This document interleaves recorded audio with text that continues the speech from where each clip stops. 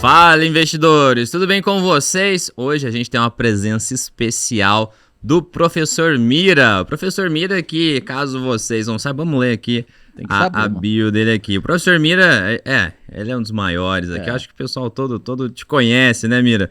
Mas o Professor Mira, ele é analista CNPI, colunista da Forbes e do Estadão Investidor. Ele é professor no Me Poupe na Web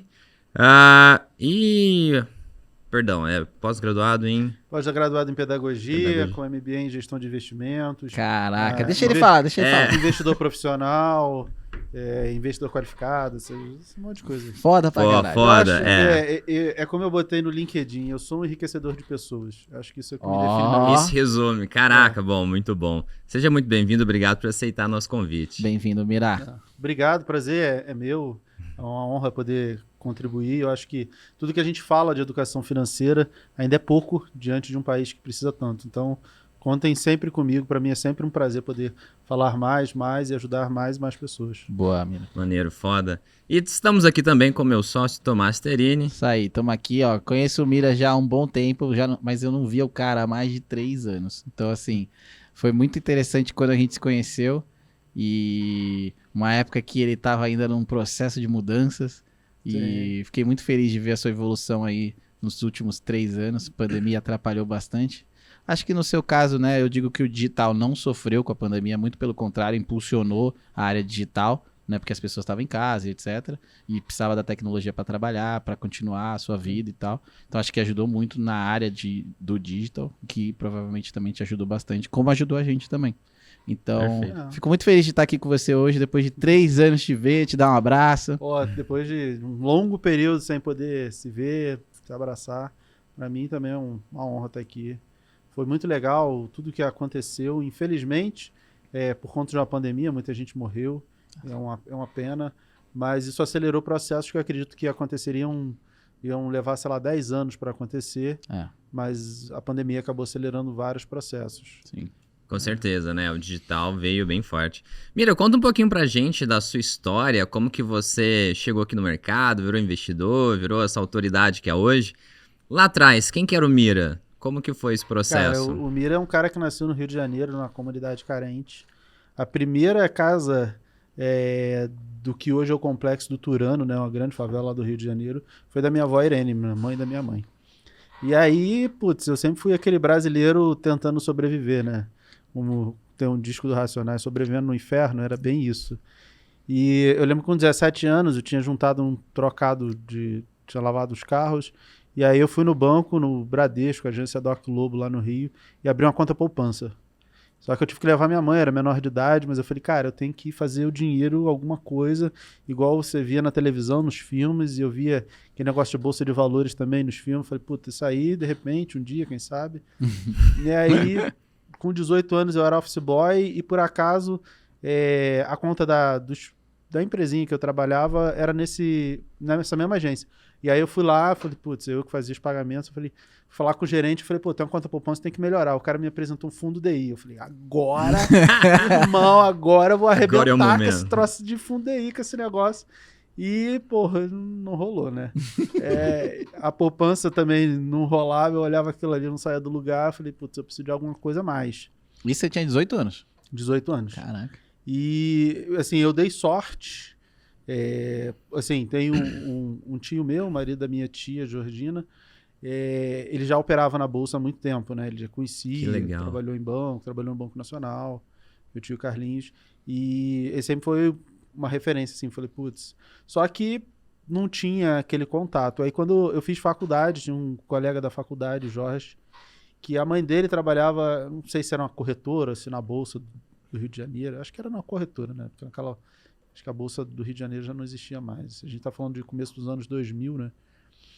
E eu lembro que, trocava ideia com ele, a mãe dele, não, é a época das telecoms, a Globo Cabo, que depois virou Globo Nabo, tem várias histórias, net e um monte de coisa.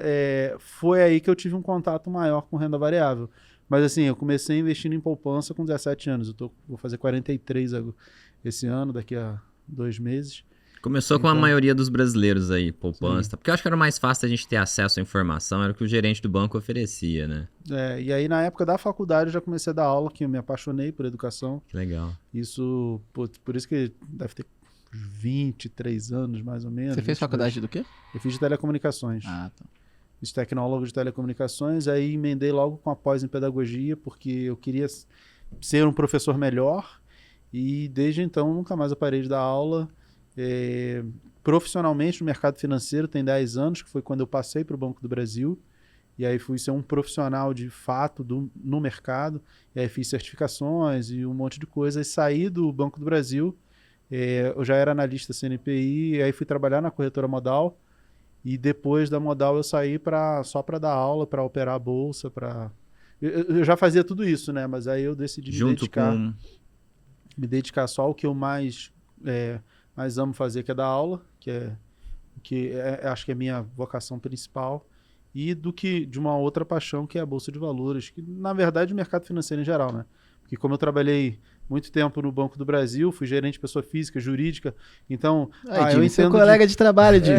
Eu entendo de investimento, de renda fixa, de previdência, do que tudo. não é investimento, como consórcio, capitalização, essas lástimas que tem. Eu acabo entendendo de tudo isso, produtinhos, os produtinhos. Eu acabo entendendo de tudo isso, não tem jeito. Acho legal, porque eu também fui funcionário do Banco do Brasil, também tinha uma carteira PJ, tinha que rentabilizar, falar desses produtos. Acho muito legal. Sofreu igual a mim.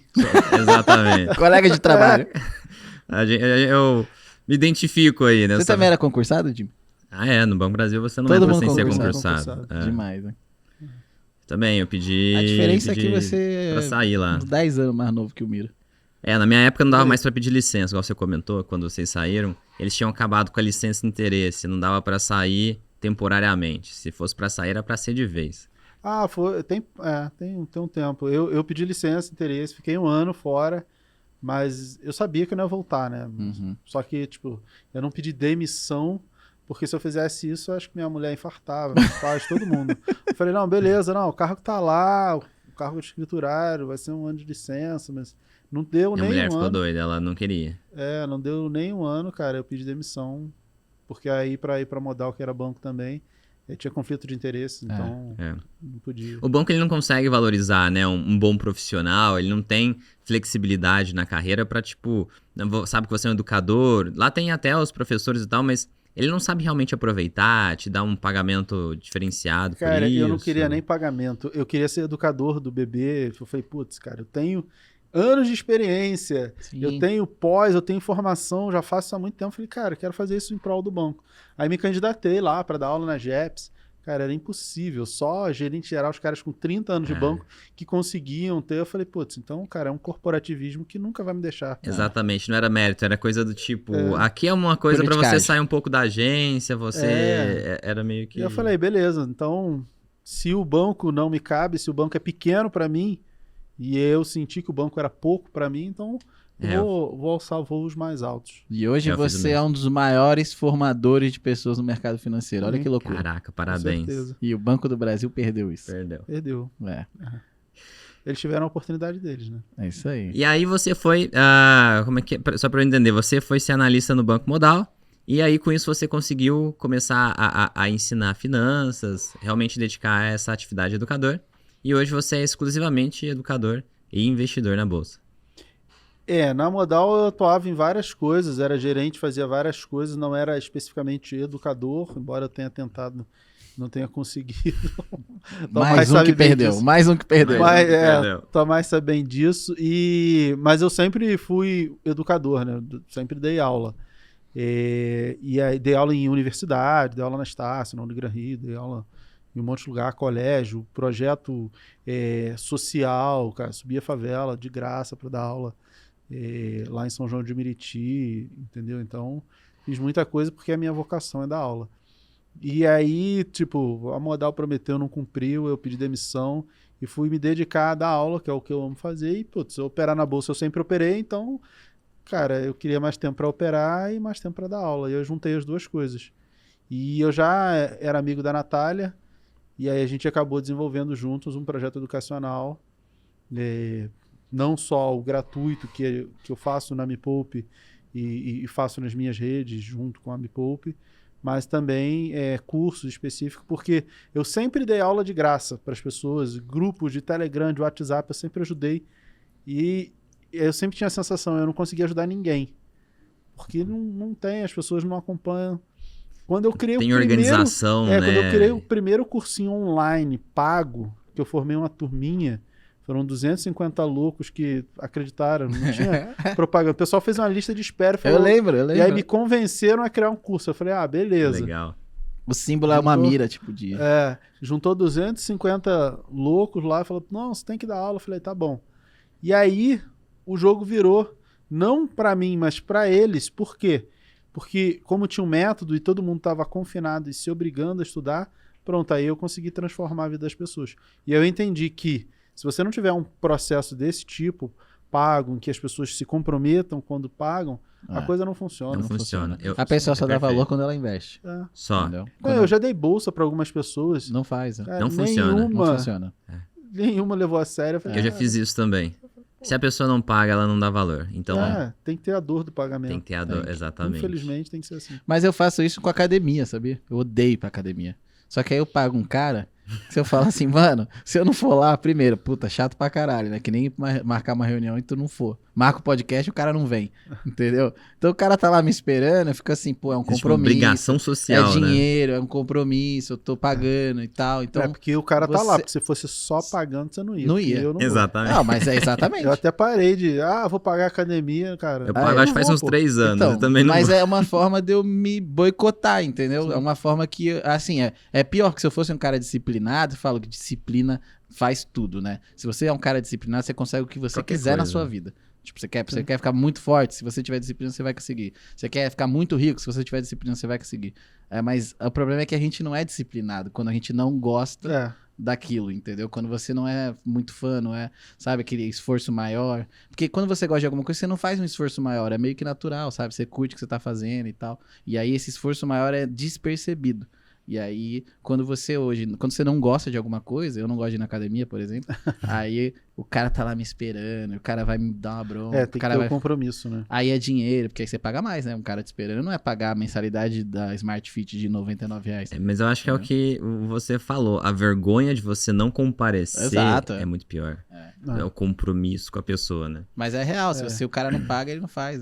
E o compromisso é o que faz as pessoas se engajarem no curso. E aí E você vê, quem faz direitinho tem resultado. Ontem a gente teve um post muito legal, né? O cara que falou que, comprei meu laptop, comprei meu notebook, comprei não sei o quê, tudo com o dinheiro do curso, não sei o quê, que eu aprendi com opções, fez um puta texto, assim, sabe?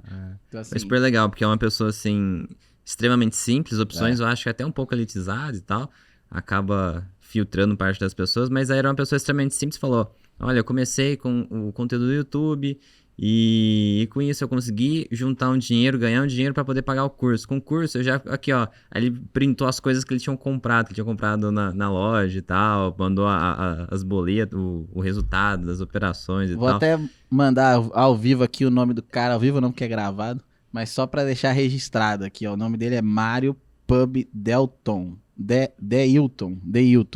É o Mário Deilton, eu acho. Eu achei muito legal, assim, e ver esse impacto. Porque, assim, igual eu falei, desde o começo era bem elitizado. Eu percebi que as minhas turmas, principalmente no começo que eram menores, era um pessoal que tinha uma condição social bem maior, né? E aí, vendo isso, eu fico muito feliz de ver o impacto positivo que a gente consegue causar nas pessoas, né? Querendo ou não, o mercado financeiro é meio que funil, né? Então, bolsa é coisa para rico. As pessoas têm esses paradigmas ainda, que não, só rico. E aí você falar de um tema mais específico, que são opções, que eu digo que a última coisa que você tem que estudar na bolsa são as opções. Por quê? Porque você tem que entender todo o funcionamento, né? Como é que aí depois, beleza, aí você vai. Eu sou apaixonado por opções, eu opero sempre. Mas já respondeu uma das perguntas já. Eu tô sempre com alguma operação rolando de opções, ensinando para os alunos, mostrando, recomendando ou operando em si. E eu entendo que é fácil, só que para ser fácil precisa de uma gama de conhecimento prévio bagagem para deixar grande. aquilo ali fácil, porque à primeira vista, se você não sabe nem o que é uma ação, como é que ela se move, aí você pô, uma opção. E aí vai fazer o que eu já vi um monte de gente fazer. Não, eu comprei Petrobras e sumiu. Aí quando eu trabalhava na corretora, eu falei, como é assim sumiu? Não, a Petrobras some. A Petrobras tá lá. Não, mas eu comprei aqui, pô, e sumiu, não tá na custódia, aí pô, você vai. Não, mas eu comprei, tava 30 centavos. Eu acho que teve um cliente que acho que ele gastou 60 mil reais uma vez. Nossa senhora. E, tipo, sumiu. Eu falei, não, mas sumiu, tava barato, eu comprei.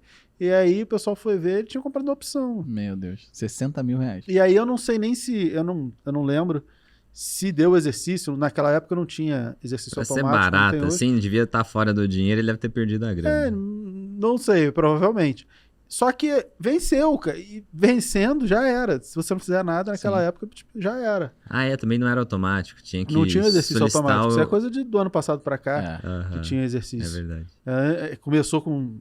Ano passado a B3 criou... se tiver 5% vantajoso, o exercício é automático. Agora é 1 centavo. Agora é 1 centavo.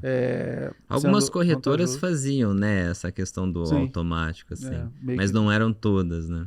Agora quem faz é a B3. É direto na B3, na corretora, né? Que ajudou bastante as corretoras. Anos atrás, porque você comprou, você não fez nada... Azar o seu. É contigo, né? Caraca. É igual o imposto de renda na bolsa. É contigo, não tem essa. Daqui a alguns anos, eu acredito que a Receita vai automatizar, né? A própria declaração pré-preenchida que a gente já tem esse ano já é uma boa sinalização disso, né? Mas... porque era muito louco, né? Que o cara quer te cobrar um imposto, ele não sabe quanto é. Você que tem que definir. Na verdade, ele sabe. Não. Aí se você fizer errado, ele te cobra uma multa. Ele sabe. Você pergunta quanto é, não vou te dizer. Mas exato. se você fizer errado, eu vou te multar. Exato, entendeu? É muito louco, né? Então, assim... mas é mais ou menos. Isso é muito... É por causa da lei também. É uma brincadeira, é um meme que o pessoal brinca disso, mas ano passado a Receita mudou a instrução normativa e as corretoras foram obrigadas a passar todas as operações que todo mundo faz. Antigamente, não. Você tinha, eu acho que foi no metade do ano passado que isso mudou.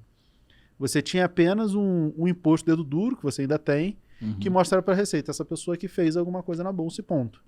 Aí as corretoras passaram a ser obrigadas a mostrar, elas reportaram todo o saldo, tudo que as pessoas tinham e todas as operações. Então a Receita a partir de agora vai conseguir saber preço médio, tudo que as pessoas fazem a partir da mudança que teve no ano passado.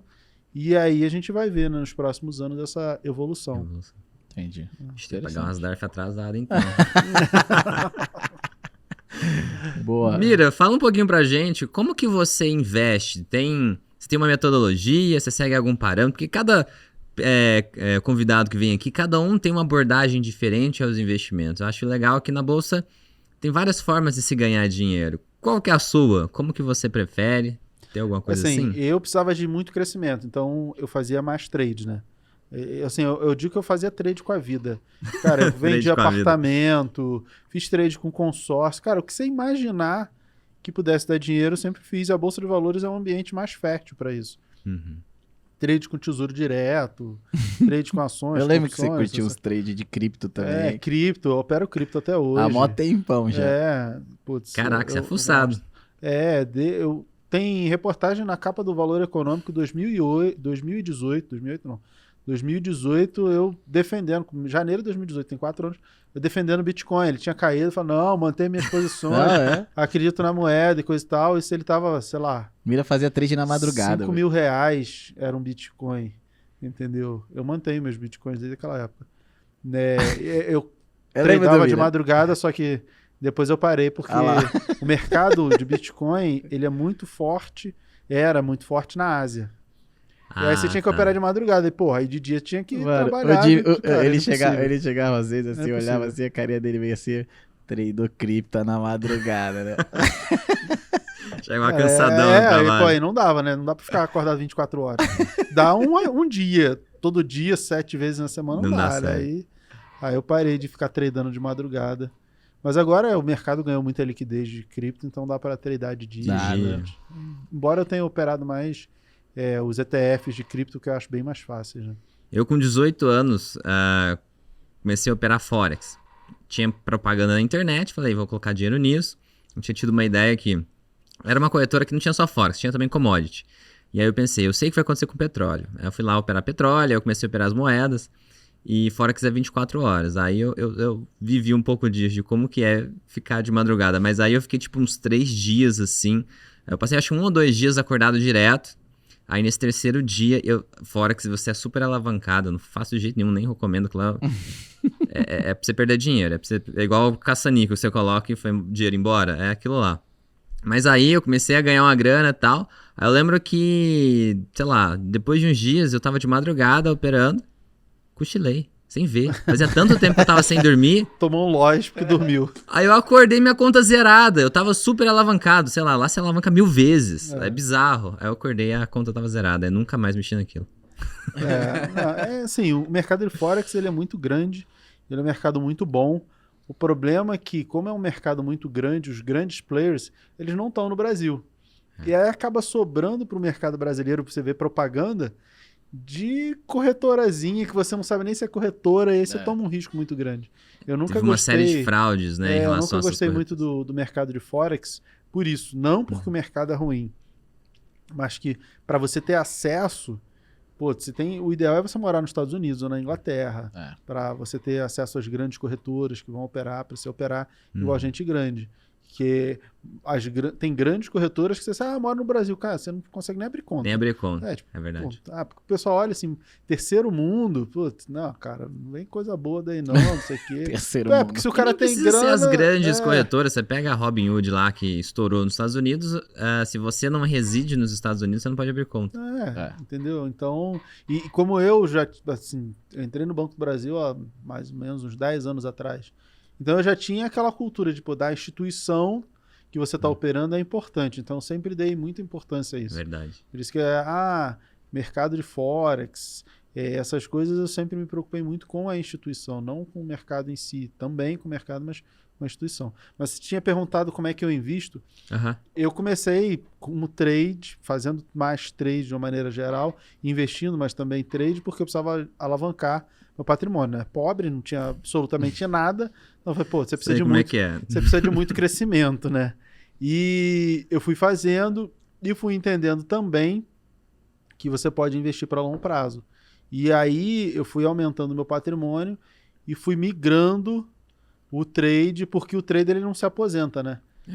O trade não gera renda passiva, é renda ativa. É um trabalho. As pessoas têm dificuldade de perceber isso, né? E mas ganha muito dinheiro. Cara, o jogador de futebol também ganha muito dinheiro, mas se ele parar de jogar, e aí? Acabou, né? Então o trader é a mesma coisa. E eu fui criando renda passiva através de ações e fundos imobiliários, gerando renda passiva até atingir a independência financeira. Foi até o que me permitiu sair do Banco do Brasil. Eu já tinha atingido a independência financeira, então dava para fazer essa aventura, mudar de estado e coisa e tal, vir para São Paulo, porque já tinha ali uma geração de renda. E como é que eu mantenho os investimentos? A minha carteira ela tem um núcleo, né, uma base mais segura, que são ativos não cíclicos, ações não cíclicas, bancos, saneamento... mais perene, né? Empresas mais perenes, né? Elétricas. Essas que a gente já está acostumado, que sabe que elas não são cíclicas. E o que tem ao redor, pensa assim, é um núcleo mesmo, e o que tem na periferia, no periférico, tem ações um pouco mais arriscadas, mas aí em valores menores. Ações de crescimento, assim. Ações de crescimento, aproveitando ciclos econômicos, como agora. A gente tem o varejo e as construtoras muito lá embaixo, caíram muito por conta da alta da Selic, né? A gente tem esse movimento de sobe e desce da economia que você vê pela Selic, pela taxa básica de juros, tanto aqui quanto lá fora.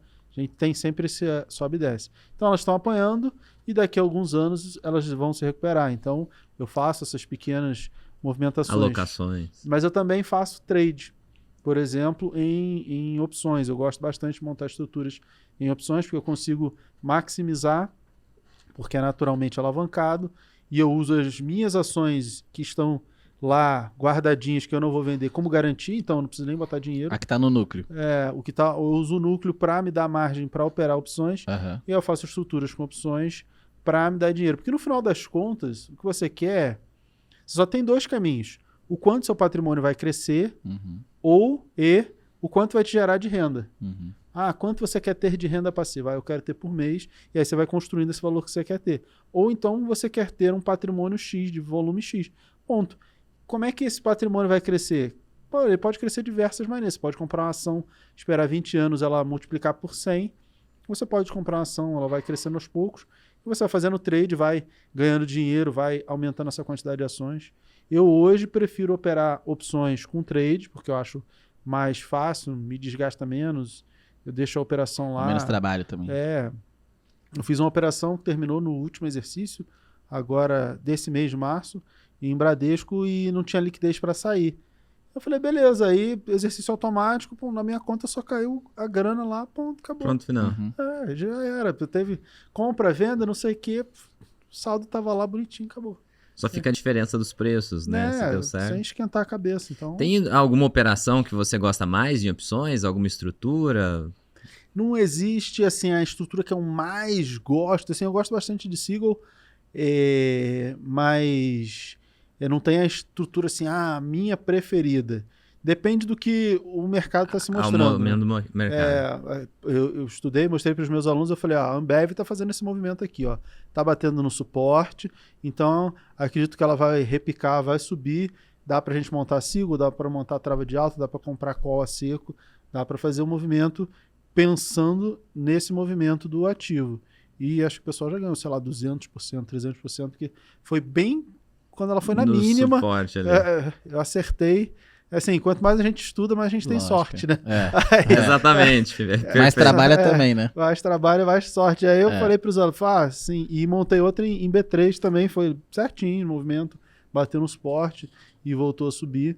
Então, eu gosto das estruturas, assim, eu gosto muito da Seagull, pensando em mercado de alta especificamente, porque quando dá errado eu consigo rolar put, me defender, então no final das contas, mesmo quando dá errado, de repente não dá tão errado, dá certo. Teve uma Seagull que eu entrei de Itaú, que eu falei, eu tô torcendo para dar errado, porque eu queria comprar Itaú barato. E aí eu deixei ser exercido, acho que eram 10 ou 20 mil ações de Itaú, YouTube 4, e aí era justamente assim, num fundo, eu falei, cara, se cair lá, eu quero que caia.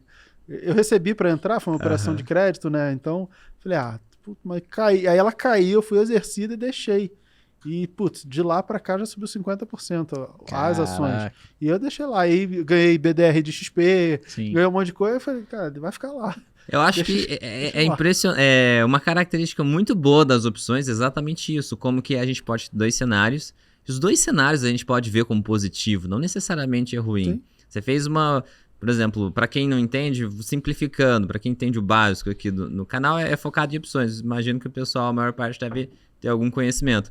Mas você vende uma put, você recebe um dinheiro, só que a ação tá X, você acha que é um preço bom X. O strike você vendeu X, menos 10% ali, tá mais barato do que o preço atual, e o preço atual já tá legal.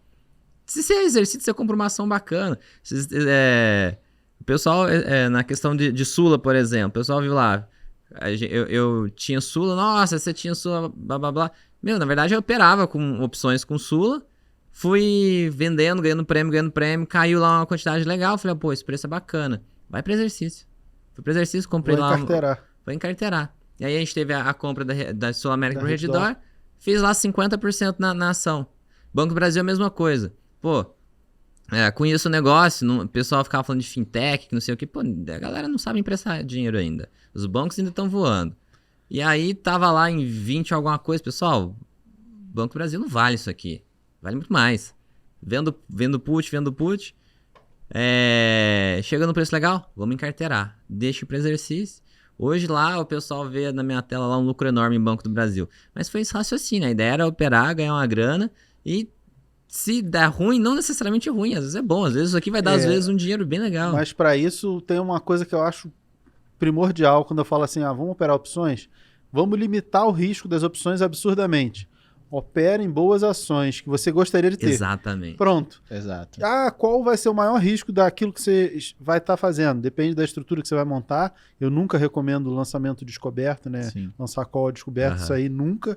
porque eu acho que as pessoas não têm a maturidade para fazer coisas tão arriscadas. Exatamente. E aí, Eu beleza. sigo a Então, mesma linha. qual é o teu maior risco? Beleza, vender uma put. Então, teu maior risco é comprar o papel. Exato. Então, se você está comprando papel que você conhece, uma ação que você conhece, que você acha que é boa, então, no ruim de tudo, você vai comprar ela barato.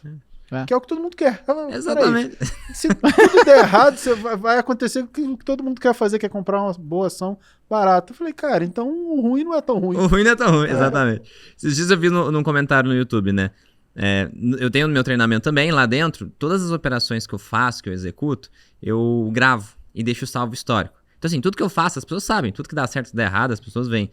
E aí, no YouTube, as pessoas não têm muito acesso a esse histórico, mas eu mostro muita coisa lá. E aí, eu vi o pessoal falando... Esses dias eu vi um comentário, um rapaz falando o seguinte: nossa, mas esse cara só sempre ganha. O cara, como assim sempre ganha? O que ele tava vendo são, tipo, coisas que eu falo há meses. E é nessa pegada. O que ele me viu, eu comprado em Banco do Brasil, quer dizer, a minha operação deu errado se eu tô comprado em Banco do Brasil. Eu fui exercido, aquilo era o errado, só que eu tive paciência. Deixei lá, fiz, tendo a grana, a cobertura. O negócio falou, tem que limitar o risco ao máximo, não faz descoberto. Uma venda de put, tem a grana pra você cobrir a venda de put, né? Pra você pagar lá na ação. Ter a paciência, tá com a ação não é um problema, a ação é uma coisa boa. Escolha boas ações. E a put, quando você tá vendendo put de uma ação que você conhece, você pensa assim, no ruim de tudo eu posso rolar também, né? Rola pro próximo exercício. Exatamente. E aí, quando a ação ela paga dividendo, você tem o desconto no preço da ação e no strike da opção também. Aí você pensa assim, bom, se ela vai ficar pagando dividendos, eu posso ir, no ruim de tudo eu posso ficar rolando, né? Mas para baixo, quanto mais cai, menor é a chance de continuar caindo. Exatamente. Porque, não, Banco do Brasil, sei lá, a R$30, ela pode cair para 20. Beleza. Ela pode cair para 10. Ai, é difícil. Cara, vai cair para 5. Chega uma hora, cara, que é quase que impossível ela continuar caindo. E aí você consegue rolar e se defender e fica, cara... Tem um limite, tem uma lógica, não faz o menor sentido uma grande empresa, uma empresa saudável, que você conhece o funcionamento, custar tão barato. Mas tem um evento, Corona, é só olhar lá o preço, o mínimo que chegou. Cara, com o fim do mundo precificado que era o Corona. Até onde chegou? Fala, nem com essa precificação do fim do mundo, a ação... Passou disso. Passou disso. Então, eu falei, cara, então você sabe um mínimo, você tem uns parâmetros, claro que falando de grandes empresas. Boas empresas, né? Quando a gente tá falando de fintechs, um monte de coisa que o pessoal gosta de arriscar. Aí já é outra dinâmica. Porque eles mas não na sua entendem. carteira você não tem algumas coisas assim que você falou que é mais periférico e tal? Tem, mas assim, o volume é bem menor. Mas você não faz opções com esse tipo de... Não gosto, porque é mais difícil de você se defender. Você não tem tanta liquidez em empresas menores. Sim, é verdade. Então vira quase que um cassino. Entendi. Entendeu? Eu já opero um pouco mais pesado, tanto que na corretora eu sempre não, mas muitas vezes eu acabo usando o Market Maker porque eu opero num volume grande. Aí eu preciso do Market Maker para me dar liquidez. Muitas vezes não tem liquidez no book pro volume que eu opero. Eu particularmente eu gosto de comprar opções longas. Por exemplo, daqui um ano vencimento. Seria mais difícil ainda. O book sempre tá vazio. E aí é sempre formador de mercado. Ou é o cara da mesa, ou é o cara que tá, o robozinho que tá escondido lá no book. Porque sempre tem um robozinho lá. Se você tá com Black Shows mais uma porcentagenzinha, às vezes ele pega seu preço. E às vezes pode até valer a pena. Porque o resultado que você espera é bem grande. E o spread que ele cobra não é tanto. Então pode valer a pena. Eu saí de Sul-América assim, um robozinho. Fui tirando centavo em centavo. Aí uma hora a ordem, pum! Executa assim do nada. Não, é legal que você vê, às vezes, uma ordem lá de 100. Aí tu, vou comprar, vou vender. Aí a ordem continua lá. Aí tu bota mais 100 e vai, a ordem não acaba? A ordem é iceberg, né? Fica só a ponta lá. Tem regras para esse tipo de ordem. Você pode colocar uma ordem desse tipo, mas tem regras. E aí fica lá, até consumir tudo e você não sabe qual o tamanho. Fica lá. O robô é a mesma coisa. Você bota a ordem lá, limpou. Aí você vai no Times and Trades lá, peraí. Eu nem tinha visto, não tava nem no book, botou, limpou. Que o robozinho tá lá pra isso. Uma coisa que aconteceu comigo que é engraçado, eu tava gravando uma aula pra explicar isso. Aí eu fui mudando os preços, acho que de 5 em 5 centavos, alguma coisa assim, porque eu não tava lá com tanta paciência, tava gravando. E aí eu bati num preço, aí E aí foi fechar o negócio. A bolsa entrou em leilão, não deixou fechar por causa da variação de preço. Acho que deve chegar no túnel lá, tem umas regrinhas. E aí o que foi engraçado? Por exemplo, eu pus, sei lá, a R$2. Aí apareceu o robô, não tinha nada no book. Aí apareceu um robozinho a R$2. Aí apareceu outro a R$1,98. Eu achei muito engraçado. Um robozinho competindo com o outro, cada um de uma corretora. Pum, apareceu as 2 horas. E aí, como que eu vi? Porque travou. A bolsa entrou em leilão, né? Aquele ativo lá. O book para. Aí ficou lá os 2 robozinhos lá. De repente é o mesmo cliente operando por 2 corretoras arbitrando, né? Tem isso também. O legal de opções é também que você consegue operar com robô. E aí é diferente do que a gente faz em ações, né? Você compra uma ação, você espera ela subir. Ou você vende para esperar cair. Com opções você consegue só arbitrar. Cara, eu quero ganhar R$1. Ponto. Em que execução vai ser isso? Vai comprar no 19 e vai lançar um no 20. Cara, se é um com R$2, quero ganhar R$1. Quero ganhar Aí o robô fica lá testando o book até conseguir o spread de R$1, que é o que você quer, e acabou. Então, legal. Bate o preço, ele executa. Tem essas oportunidades e facilidades. Claro que eu acho que é uma facilidade, eu acho que é fácil, só que é aquilo, né? Você tem que ter uma gama de conhecimento para achar fácil, né? Para chegar, tem uma bagagem prévia. Você tem que, eu já montei robô, já fiz um monte de coisa. Então foram anos e anos para achar que hoje é fácil. Para achar que é simples, né? Hoje pra gente é natural, bate o olho, tudo é natural, automático. Tudo faz assim. sentido. Eu lembro que a primeira vez que eu vi um gráfico, porque eu via gráfico no livro, né? Uhum. Aí eu vi pela primeira vez no YouTube, isso deve ter uns 10 ou 15 anos, sei lá, quando o YouTube surgiu.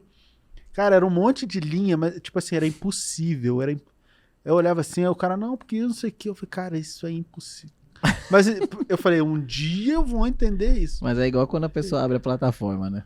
Ela abre a plataforma e fala, cara, fudeu, onde eu clico? Primeira vez que abre tá o tudo Profit. preto, tá tudo preto. E, eu olhei aquilo e falei, cara, hoje eu olho qualquer gráfico. Pode ele estar mais... Quantidade máxima de indicadores que você conseguir colocar, eu consigo entender. Qualquer gráfico. É tempo de voo, mano. A analogia do piloto de avião é a mesma coisa. É tempo de tela, Já né? entrou na cabine de um avião? Já entrou, não? Não. Não? Cara, você entrar... Só no Flight Simulator. Você acha que você tá num foguete mesmo, porque você nunca viu tanto botão. Tipo, é uma coisa assim, absurda, assim, de botão. Não sei se... É só botão, né? Você nunca foi num... Caraca, é muito legal. Você nunca chegou lá e falou assim, deixa eu entrar aqui na cabine pra tirar uma foto? Não? Não. Pô, várias vezes. Aí tem os 2 pilotos, quando você vê, juro, é botão em cima, aí tem o visor, e embaixo mais uma caralhada de botão, aí o manche, alguns são joysticks, entendeu? Os outros são aqui, mas assim, deve ter uns 200 botões. Você imagina o cara pra decorar aqui, botão faz o quê de tudo? Então é tempo de voo. É o tempo de voo. Tem aquela história das 10 mil horas, né? Exato. 10 mil horas, qualquer um aprende qualquer coisa, exatamente. Eu achei legal essa questão que você falou da ação, cada vez ficar mais barata, fica mais difícil ela continuar caindo. As pessoas não têm muita noção disso. Igual, falando de uma ação boa que tem valor, tem patrimônio, o lucro dela permanece o mesmo. Porque assim, eu acho que se a empresa acaba, pode o valor acabar, mas uma empresa boa, eu acho que uma analogia que na minha cabeça sempre vem de maneira automática é que a ação, a empresa, ela tem um valor, é como se fosse dinheiro. E aí o dinheiro lá, R$100, tá valendo 110, 115. Aí começou a cair, tá valendo 105, tá 90, tá 80. Pô, gente, é R$100, você vai deixar R$100 por 80 aqui e não vai fazer nada. Chega uma hora que fica irresistível. Eu acho que existe uma irresistibilidade de comprar as coisas baratas. Chega num ponto e fala, pô, não, foda-se, eu vendo minhas coisas pra comprar isso aqui, porque tá muito barato isso aqui. Tem valor, é óbvio que tem valor. Chega num ponto que as pessoas param de ter dúvida se aquele preço é barato para a ação. Né? Ele sabe que a ação vale, ninguém sabe exatamente o preço exato. O preço-alvo, eu acho, assim, é uma estimativa. Mas todo mundo tem uma ideia de uma região, um cara que é um grande investidor e tal. Ele sabe, ó, tá normal, tá caro, você tá barato, bem o ativo, né? Tá barato, tá mais barato ainda, tá porra. É irresistível. O barato e o caro, ele tá baseado numa coisa chamada valuation, né? A gente faz valuation para determinar o preço de uma ação. E o valuation, ele é o quê? Você pega o que a empresa dá hoje e a sua expectativa de que ela vai dar no futuro e dá... o que eu digo quando dá? Dá lucro. Lucro, porque ela faz alguma coisa, ela vende um produto, um serviço, faz alguma coisa. Ela recebe dinheiro, isso aí gera um lucro até chegar na parte final, na última linha lá, que é o lucro líquido. Disso aí sai dividendo.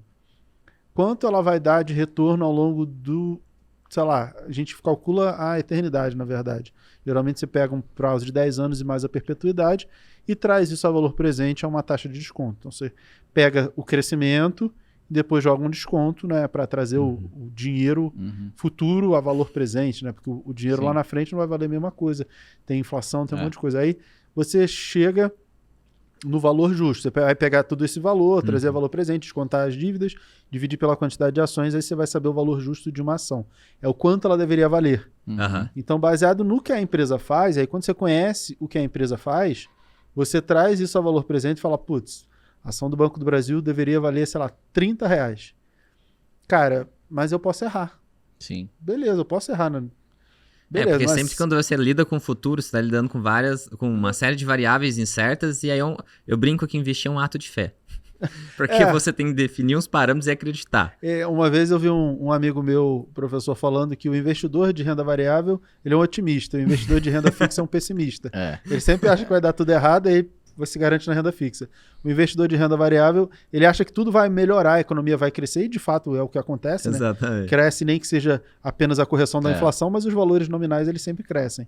Por isso que a cotação das ações na bolsa sempre cresce, tudo cresce. No longo prazo nem que seja apenas a inflação, né? Porque é importante que as pessoas entendam isso da inflação. Quem gera a inflação? O aumento de preços. Que preço que aumentou? Do produto que você vai comprar. Quem fabrica esse produto para você comprar? Uma empresa que está lá na Bolsa de Valores. Então, nominalmente, o valor de venda que ela tem vai aumentar, porque ela teve que repassar o aumento dos preços. Nominalmente, os lucros dela vão aumentar. Nominalmente, os dividendos tendem a aumentar também. Nominalmente, ela sempre vai combater a inflação. Se a gente fala em percentual, aí é um pouco diferente. Mas se a gente falar de valores absolutos, nominais, tende a aumentar. Então, o valor vai aumentar, a pontuação da bolsa sempre vai aumentar, o valor das ações sempre vai aumentar. Por isso que é mais fácil você acreditar que vai subir e que se está caindo, que é o que a gente está falando, vai cair tanto. Chega uma hora que não faz sentido. Fala assim, não, essa empresa fatura não sei quantos bilhões, dá não sei quantos bilhões de lucro, como é o caso dos bancos. Cara, não pode valer tão pouco. Porque daqui a pouco só o que ela vai pagar de dividendo cobre. Não faz o menor sentido. Quando a gente tem um indicador de análise fundamentalistas chamado PL, que é um dos que eu mais gosto, que é o preço sobre lucro, você olha lá e fala, cara, normalmente essa empresa trabalha com PL de 10. Ou seja, o lucro dela é 1/10 do preço. O preço dela está 10 vezes o lucro, né? 10 vezes o lucro, beleza. E aí ela está negociando a 5. Peraí. Acho que o Banco do Brasil negocia a 5 hoje. Hoje está 5 normal, é mais perto de 10. Acho que 5, 6, alguma coisa assim. Cara, daqui a pouco, ele vai negociar 1. Peraí, o preço da ação vai ser o lucro que ela dá? Cara, não faz sentido. E todo o resto... dinheiro na mesa. E todo o resto de patrimônio que ele tem, todo o dinheiro que está lá, isso a gente está falando só de lucro e não de patrimônio que a instituição tem. Aí não faz o menor sentido. Aí quando você conhece um pouquinho do mercado, por isso que eu digo que é interessante você conhecer o mercado, o funcionamento do mercado, antes de operar opções. Porque aí fica óbvio que, assim, se você tiver que ser exercido, você está feliz, sabe a empresa que você tem, fica óbvio que aquilo ali não vai cair para sempre. Fica óbvio que também o subir, tu fala, cara, chega uma hora e fala, essa mesma empresa que, de repente está negociando num PL de 5. Putz, tá barato. Se ela tiver um PL de 20, fala, putz, cara, tá caro. Exatamente. Aí não vai se sustentar. Fala, essa alta toda uma hora. É o que eu tenho falado de Petrobras. A gente tem aí sempre a preocupação de ser uma estatal, o governo, de alguma forma, algum governo interferir. Cara, e tem o petróleo nas máximas. Você acha que o petróleo vai continuar histórica nesse valor absurdo? Exatamente. Que subiu por conta da guerra, que assim, a guerra tende a acabar um dia, ou o mundo acaba ou a guerra acaba, né? Não tem... exato, não dá para continuar as duas. Aí o petróleo vai cair. Você acha que, putz, a Petrobras vai continuar lá em cima? Cara, pode até acontecer, mas são probabilidades. Eu prefiro acreditar que é mais fácil. Provável. É mais fácil você ter algum tipo de correção. A Vale é a mesma coisa, você tem o minério lá bombando. Só que a China quer sempre que o minério caia porque isso gera inflação na China. E aí você tem a guerra também que aumentou o preço do minério. A Vale vai para R$200. Eu prefiro acreditar que ela vai bater ali na resistência e de repente vai cair. Sim. Entendeu? Até no dia que Vale subiu, eu mostrei para os alunos, eu falei, cara, dá para fazer uma trava de baixa aqui em Vale. Puta, quem fez foi 2 dias depois, ela começou a derreter. ela caiu. Se deu bem. Putz, são movimentos assim, depois que você se acostuma com o mercado... Parece meio quase que óbvio, exatamente. Ah, não, mas isso aqui... Eu falei para as pessoas, eu faço live de Boletim Focus para explicar o que o Boletim Focus, toda segunda-feira eu faço nas redes sociais, todo dia eu faço um giro para comentar do mercado. Cara, eu lembro quando o BB Seguridade estava lá, abaixo de R$20. Eu falei, cara, tem uma coisa que é meio óbvia, que as seguradoras, elas vendem seguro, ganham o prêmio do seguro, beleza, você paga, e ela pega esse dinheiro porque ela pode precisar, você pode acionar o seguro, ter que ser ressarcido, e ela bota lá investido a 100% CDI. Sim, CDI. Só que o CDI está subindo. Subindo, exato. Quando o CDI estava 2%, era uma coisa. O CDI a 12%, hoje está 11,65, né? Porque ele é 0,10 abaixo da Selic Meta. Aí, cara, só de receita financeira, sem que ela faça nada. Pô, multiplicou por 5, 6 vezes. Pô, é meio que óbvio que isso tem que passar pro preço. O Jimmy falou óbvio. isso. O Jimmy falou, mano, a seguradora vai estar bem e tal, não sei o quê. Era óbvio. Acho que é a maior posição hoje A Porto Seguro é uma outra que ainda não reagiu, mas por que ela não reagiu? Porque o preço dos carros subiu muito. Então, toda vez que ela tem que indenizar, é um preço mais do que ela esperava. Só que o que está acontecendo? Os seguros vencem, né? Passou um ano... Aí reajusta. Aí o que vai acontecer ao longo desse ano? A gente ainda tem muita coisa que foi feita ano passado, mas ao longo do ano você já vai começar a reajustar com os novos preços, isso já vai ser repassado para o preço. E no segundo semestre a gente já deve ter resultados de Porto Seguro que estão trazendo já essas mudanças e capturando essa alta de Selic e coisa e tal. Então a gente deve ter uma melhora. Eu dei call de compra em Porto Seguro, acho que foi ano passado, no final do ano passado, para ela capturar. Tá demorando justamente porque a gente teve aumento carro usado. Falei, porra, cara, negócio que... Ninguém esperava. na vida inteira você fala, pô, o carro vai perdendo valor, né? A primeira vez que o carro valorizou. Nem acredito que eu comprei os carros todos na baixa, mano. O pessoal oferecendo 30 mil a mais do que o valor do que eu paguei. O carro virou trade, no último relógio também. Relógio, mano, virou um trade. No último exercício, minha maior posição que eu fiz exercício foi Porto Seguro. Foi um caminhãozinho lá de Porto Seguro. Não, vale a pena. Seguridade eu entrei com opções longas. Tô com elas até hoje. Acho que ainda tem espaço ainda para subir mais um pouco. Tem espaço.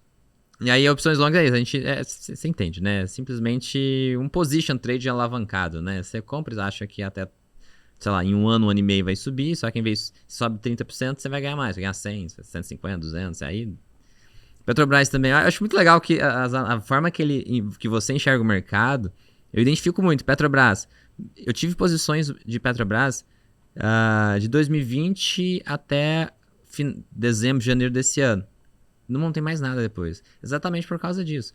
Poxa, petróleo subindo bastante e tal, só que tem a guerra, só que até quando isso dura? Petrobras, a empresa em si tem um preço legal? Tem, comparado com os pares internacionais? Tem. Só que e se o petróleo começar a cair? E se acaba a guerra? E se muda o governo? Tudo isso, será que ela consegue se sustentar? Será que ela consegue ir lá para 40? Eu tenho Petrobras e mantenho ela na carteira. Só que eu comprei quando o petróleo estava $30, né? Comprei ali perto de R$15. Meu Deus. 15 para 16. Aí o yield on cost, que é o dividendo, não pelo preço atual, que seria o dividend yield, mas o dividendo que ela paga sobre o preço que eu comprei, cara, é absurdo. E aí, tipo assim, cara, deixa lá. Tanto faz, eu comprei tão barato que, pô, se ela compensa. cair 30%, 40%, cara, ainda tô no lucro. Acho não. Minhas maiores rentabilidades em porcentagens foram com Petrobras, por causa dessas opções longas. Esse janeiro eu fechei uma com 500 ou 600%, alguma coisa assim. Fechei também uma 2020, peguei aquela alta mais de 2.000% com opções longas. Eu acho muito louco isso. A opção ela é um negócio muito doido, porque assim, você tem um valor, quanto vai ser o prêmio em relação ao strike. O prêmio é, sei lá, R$1, porque o preço dela para o strike é a diferença de R$1. Então, teoricamente, o prêmio teria que valer R$1. Só que quando o preço dela ultrapassa o prêmio, aquilo ali deixa de ser essa diferença, continua sendo a diferença, mas... Começa a adquirir todo centavo que aumenta. Ele vira uma coisa exponencial. Absurdo. Que, tipo, você pagou R$1. Cara, mas se a ação andar R$2 acima do strike, você vai ganhar R$2. Então já é 100%. Aí cada R$1 que ela suba... Já é mais 100%. Já vai fazendo o teu ganho ficar tão exponencial E, cara, e às vezes a ação andou 30%, e você ganhou 1000% na opção. É. Uma coisa muito louco. absurda. É por Eu isso que todo tenho mundo tem que alunos- aprender isso, cara. Todo mundo tem que aprender, velho. Sim. Entendeu? Eu tenho uma parte do treinamento que a minha dificuldade é fazer o aluno entender isso. Porque, assim, pra gente é simples, é uma compra de cola seco. Mas ela, tipo, mas de onde sai essa porcentagem? De onde que sai esse ganho tão grande? A pessoa tem eu tive que responder esses dias. Eu tive que tentar explicar pra pessoa essa dinâmica. A pessoa, ela acha antinatural, mas como assim? E quando você monta uma estrutura de crédito que você ganha pra montar Você não e você ganha pra desmontar. Aí, pessoal, qual é a margem de lucro? Eu falo, galera, eu digo que o lucro é infinito, né? Porque eu ganhei pra fazer e vou ganhar mais ainda pra desfazer, eu não gastei. Porque é normal assim, eu gastei R$1, ganhei 2. Tá bom, eu ganhei então Sim. o dobro do que eu gastei. Beleza, 100% de lucro. Tá, mas e quando você não gasta nada? Aí entra em looping, né? Você fica, cara, dá tela azul. Caraca. Aí tem gente pensando, não, mas esse dinheiro que eu já recebi já é o lucro? Não, peraí, a operação abriu agora, tal. Lucro só quando encerrar a operação. Eu tento explicar o seguinte, você acabou de fazer um empréstimo. E aí esse empréstimo, lá, você deve R$1.000. Dependendo do que acontecer na operação, você vai dever 1.500 ou você vai dever R$200. Vai acontecer a variação. Aí eu explico, claro, né? Tipo, tem tempo, volatilidade, todas essas coisas influenciam. Mas de maneira simples, quando você monta uma operação a crédito, você fez um crédito, você fez um empréstimo. E aí, o quanto você vai ter que pagar lá na frente para sair da operação, depende. Você recebeu esses R$1.000, pô, você fez um empréstimo, R$1.000, esse dinheiro é seu? Não, você tem que pagar R$1.000 ainda, né? Se você quiser sair fora. Então, depende do que acontecer com a operação, você vai determinar se você vai, no final, esses R$1.000, você não vai dever nada e vai ficar com esse dinheiro no bolso, ou você vai ter que pagar 200 para sair e ficou com 800 de lucro, ou se você vai ter que pagar 1.500 para sair e ter prejuízo de R$500. Então, assim, eu tento fazer a pessoa entender como se fosse um empréstimo, porque é realmente antinatural. Todo o resto do mercado é a débito. Sim. O mercado nada é a crédito. Aí a pessoa, tipo, putz, como assim? As pessoas elas começam a entender a bolsa assim, é um comércio, você compra alguma coisa e vende mais caro. Opa, legal, fica mais fácil de entender. Aí quando você tenta explicar os outros movimentos, você pode operar vendido. É isso que eu ia falar. Você vende para recomprar. Tem um amigo meu, Coen, que ele dá um exemplo muito bom, eu até uso bastante o exemplo dele. É igual, o que é operar vendido? Você vai vender um negócio que você não tem. Então você vende uma banana pro teu vizinho e aí diz para ele, de tarde eu te entrego. Aí você vai acreditando que você vai passar na feira na xepa, vai conseguir comprar barato para entregar para ele. Então você vendeu por 10, você acha que vai comprar por 5 e vai entregar para ele, beleza, fica com 5. Ficar certo. E às vezes você pode chegar lá e a xepa acabou, e você não e tem aí você vai ter que ir no Hortifruti comprar 20 e vai ter que entregar do mesmo jeito, né? E o pior é quando você não acha a banana. Então, você vai no Hortifruti. Você vai ter que ir em outro lugar para poder... Vai pagar o triplo, o quadro, faz parte do negócio. Só que é um pouco difícil para as pessoas entenderem. Quando eu falo de opções, eu falo que é assim. Pensa que você vai fazer uma aposta com mira. A mira tem 10 dias para correr 1.000 metros. 1 quilômetro. E aí, cada um vai botar um dinheiro. Pô, dia 1, eu acho que o mira vai conseguir. Tá gordinho, mas ele consegue. Aí no primeiro dia, eu corri 200 metros.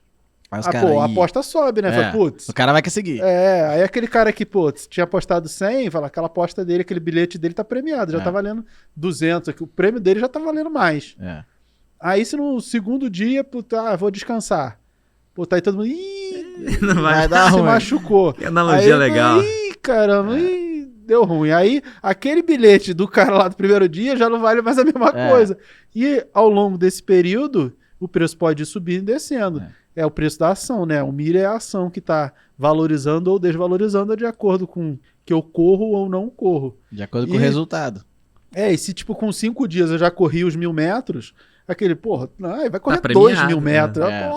Aí aquele cara que lá no primeiro dia pagou um pouquinho, tá lá com bilhete super premiado, o bilhete dele tá valendo muito mais. Fala, eu paguei só isso. Aí ele vende no meio do caminho para alguém que ainda acha que... exatamente. Aí começa as negociações. Exatamente.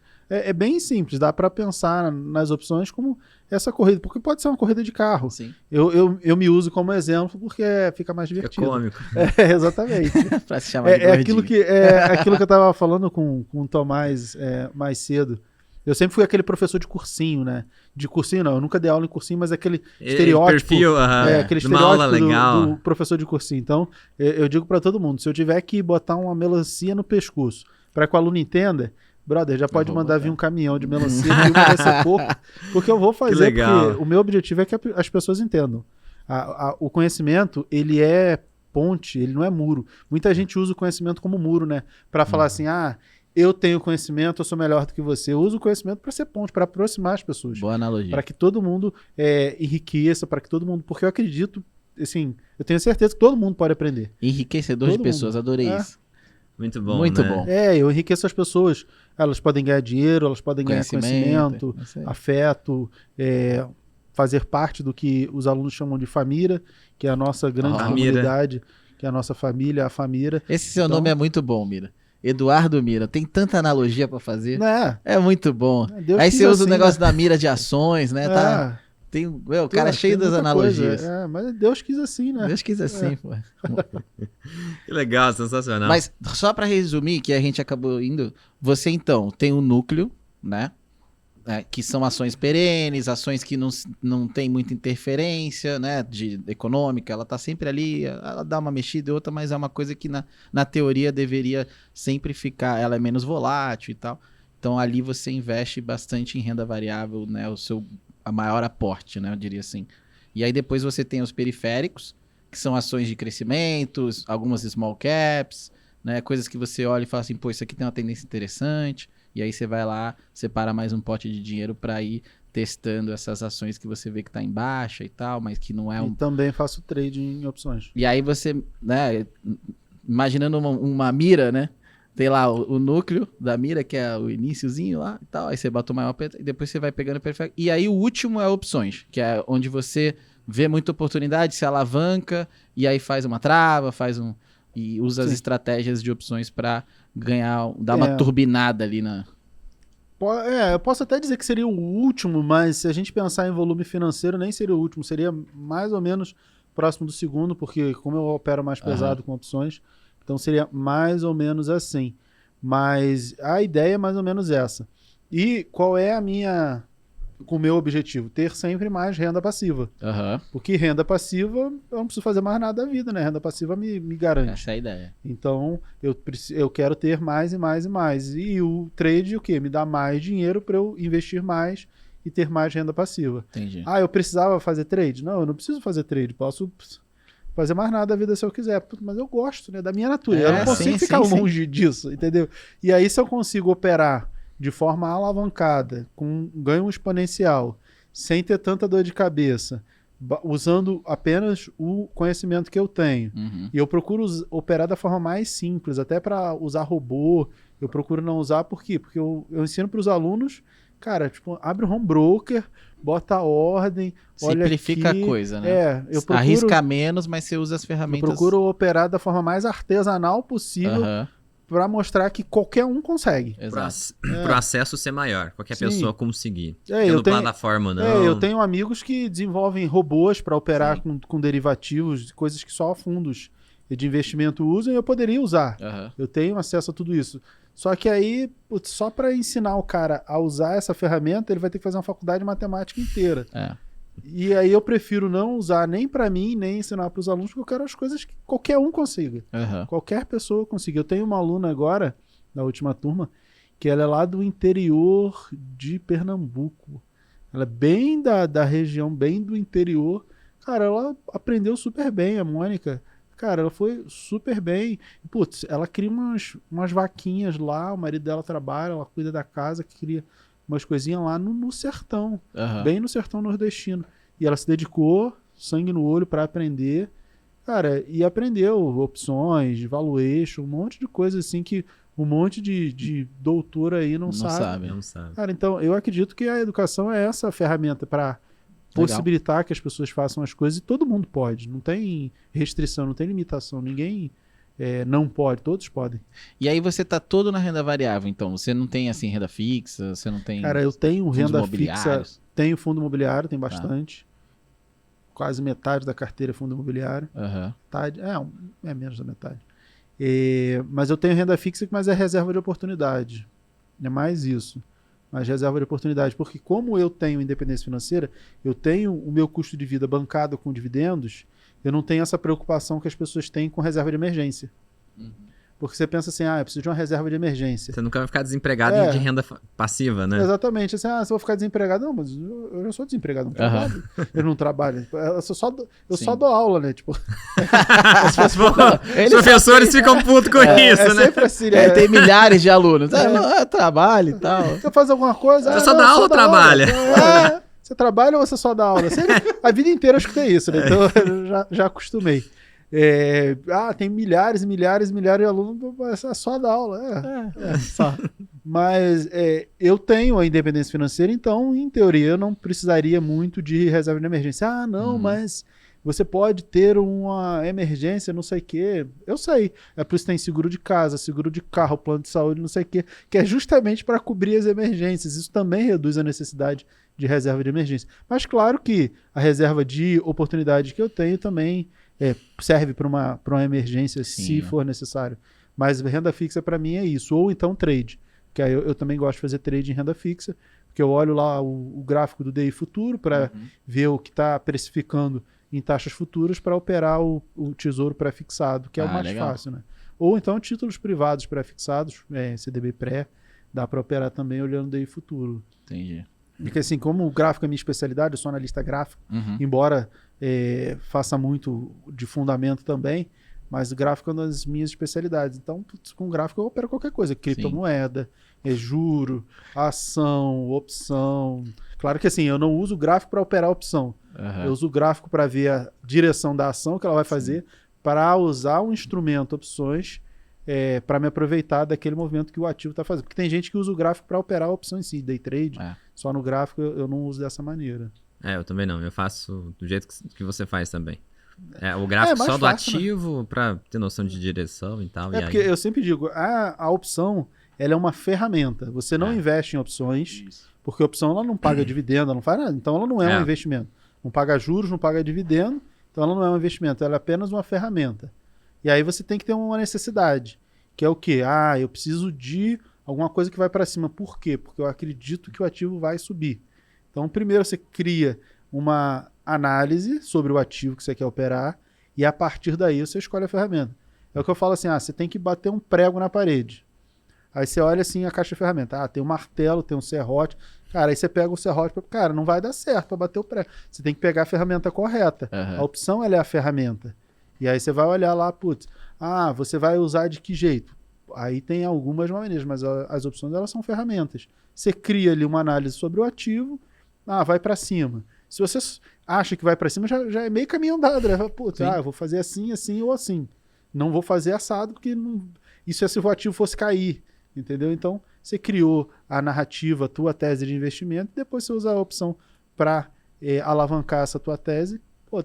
Eu acho que é a melhor maneira de ser. Assim, tem uma outra maneira que é a quantitativa, que você só opera arbitragem matemática e estatística. E opções tem isso, né? Tem a galera que faz isso, né? Você pode fazer com opção, com derivativos de uma maneira geral. Arbitrar índice, dólar, o mini com cheio, ou o índice com dólar, long e short com as ações, os pares e tudo, ON com PN, você consegue fazer tudo isso. E também com opções. Só que aí a gente está falando de um outro nível de ferramenta que você precisa ter e de conhecimento também. Aí é mais complicado para quem é leigo.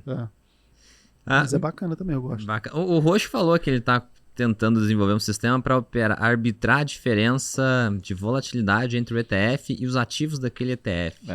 Porque... tranquilo de fazer. Tem um amigo meu que acho que ele já fez isso. Ele tem uma que eu tenho alguns amigos que são de desenvolvimento, e eu manjo zero de TI, né? Então não é a minha praia. Mas aí eu tenho bons amigos que a galera gosta de programar. Isso aí é bem tranquilo. Você tem a lógica e eles têm a programação, entendeu? Se fizer essa lógica aqui, automatizar essa lógica, vai dar bom. O ETF com as ações é bem tranquilo, né? Porque um ETF, por exemplo, o BOVA11, ele é um conjunto, ele é uma cesta de ações que está lá no IBOV. Esse aqui subiu, essas ações subiram, esse aqui não subiu. Tem alguma coisa então esse aqui vai subir, você consegue arbitrar a diferença. Mas aí ele quer arbitrar, fazer operações de volatilidade em cima de cada um dos ativos do ETF. Sim. Aí, dá pra fazer, né? Mas é aquilo, precisa de uma ferramenta, né? Porque na mão é impossível. Mas é legal, Mira, percebendo o seguinte, que, por exemplo, você ensina desde o básico, você ensina às vezes educação financeira, umas coisas o básico da de renda variável, ao mesmo tempo que a gente começa a ter contato com a forma que você investe, a gente percebe como você é extremamente avançado, né? Sofisticado na forma de pensar, de analisar, de investir. É legal ver isso, como você consegue trabalhar com os dois extremos, assim, né? E eu acho que é uma habilidade, assim... O que me passa é uma muito habilidade bacana. de parecer simples, explicar de uma forma simples, coisas que são mais um pouco complexas, assim. Eu acho que é esse lado educador, né? Como você sempre teve essa Facilita, vocação sabe? pra pedagogia, pra educar mesmo, né? Trazer o conhecimento para as pessoas. Eu acho muito legal isso. E tem algum racional por trás disso? Ou não? É simplesmente vocação? Você aprendeu Assim, é um pouco de vocação, mas eu lembro quando assim, eu queria dar aula. Eu gostei. Né? Eu tive uma professora lá na Estácio, a Nathalie, primeiro período, professora de português, ela pediu para apresentar um trabalho em grupo, eu apresentei, ela falou assim, pô, você nunca pensou em ser professor? Que legal. Cara, você viajou muito, você tá louca, nunca, de forma impossível. Cara, antes de terminar a faculdade eu já estava dando aula, eu cheguei a dar aula até Que para alguns legal. professores, Que irado. porque eu já estava trabalhando na área e já estava fazendo bem alguma coisa que os professores, um ou dois professores não dominavam, que era um negócio um pouco diferente do que eles faziam. E eu cheguei a dar aula até para alguns professores. E Cara, deu falei, aula cara, pro professor, aí eu hein? falei, cara, eu preciso entender mais. E como eu sou muito de uma área muito técnica, eu preciso de uma coisa mais de humanas. E aí eu fui estudar pedagogia, porque eu falei, cara, tem que olhar diferente. Eu não posso ficar Legal. olhando cada vez mais naquilo ali, num círculo de competência, que eu não vou enxergar o restante. Uhum. Eu não vou olhar o outro. E aí foi quando eu fui fazer pós em pedagogia. E foi muito legal, porque aí eu tive contato com o Paulo Freire, com a pedagogia do oprimido, que é justamente isso, se colocar no lugar do outro, Uhum. que é toda essa preocupação, esse olhar diferente que eu sempre tive. E aí eu aprendi a ver isso de uma maneira mais sistematizada, organizada. Então a pós me ajudou muito a elaborar e aprimorar essa preocupação que eu Ter tenho essa com as pessoas. empatia com a pessoa que tá te ouvindo. Sim, porque assim, é mais sobre o outro do que sobre mim. Com certeza. Eu sou apenas um veículo para provocar o conhecimento em quem está ouvindo. O resultado é mais importante. Não importa o que eu vou falar, importa o que ele vai entender. Isso é o mais importante. Exato. Posso falar qualquer coisa. Sem entender o que era preciso, ponto. Eu estou feliz. E eu faço qualquer coisa para que as pessoas... É o que eu digo, tiver que me fantasiar de Carmen Miranda, cara, pô, vou amarradão.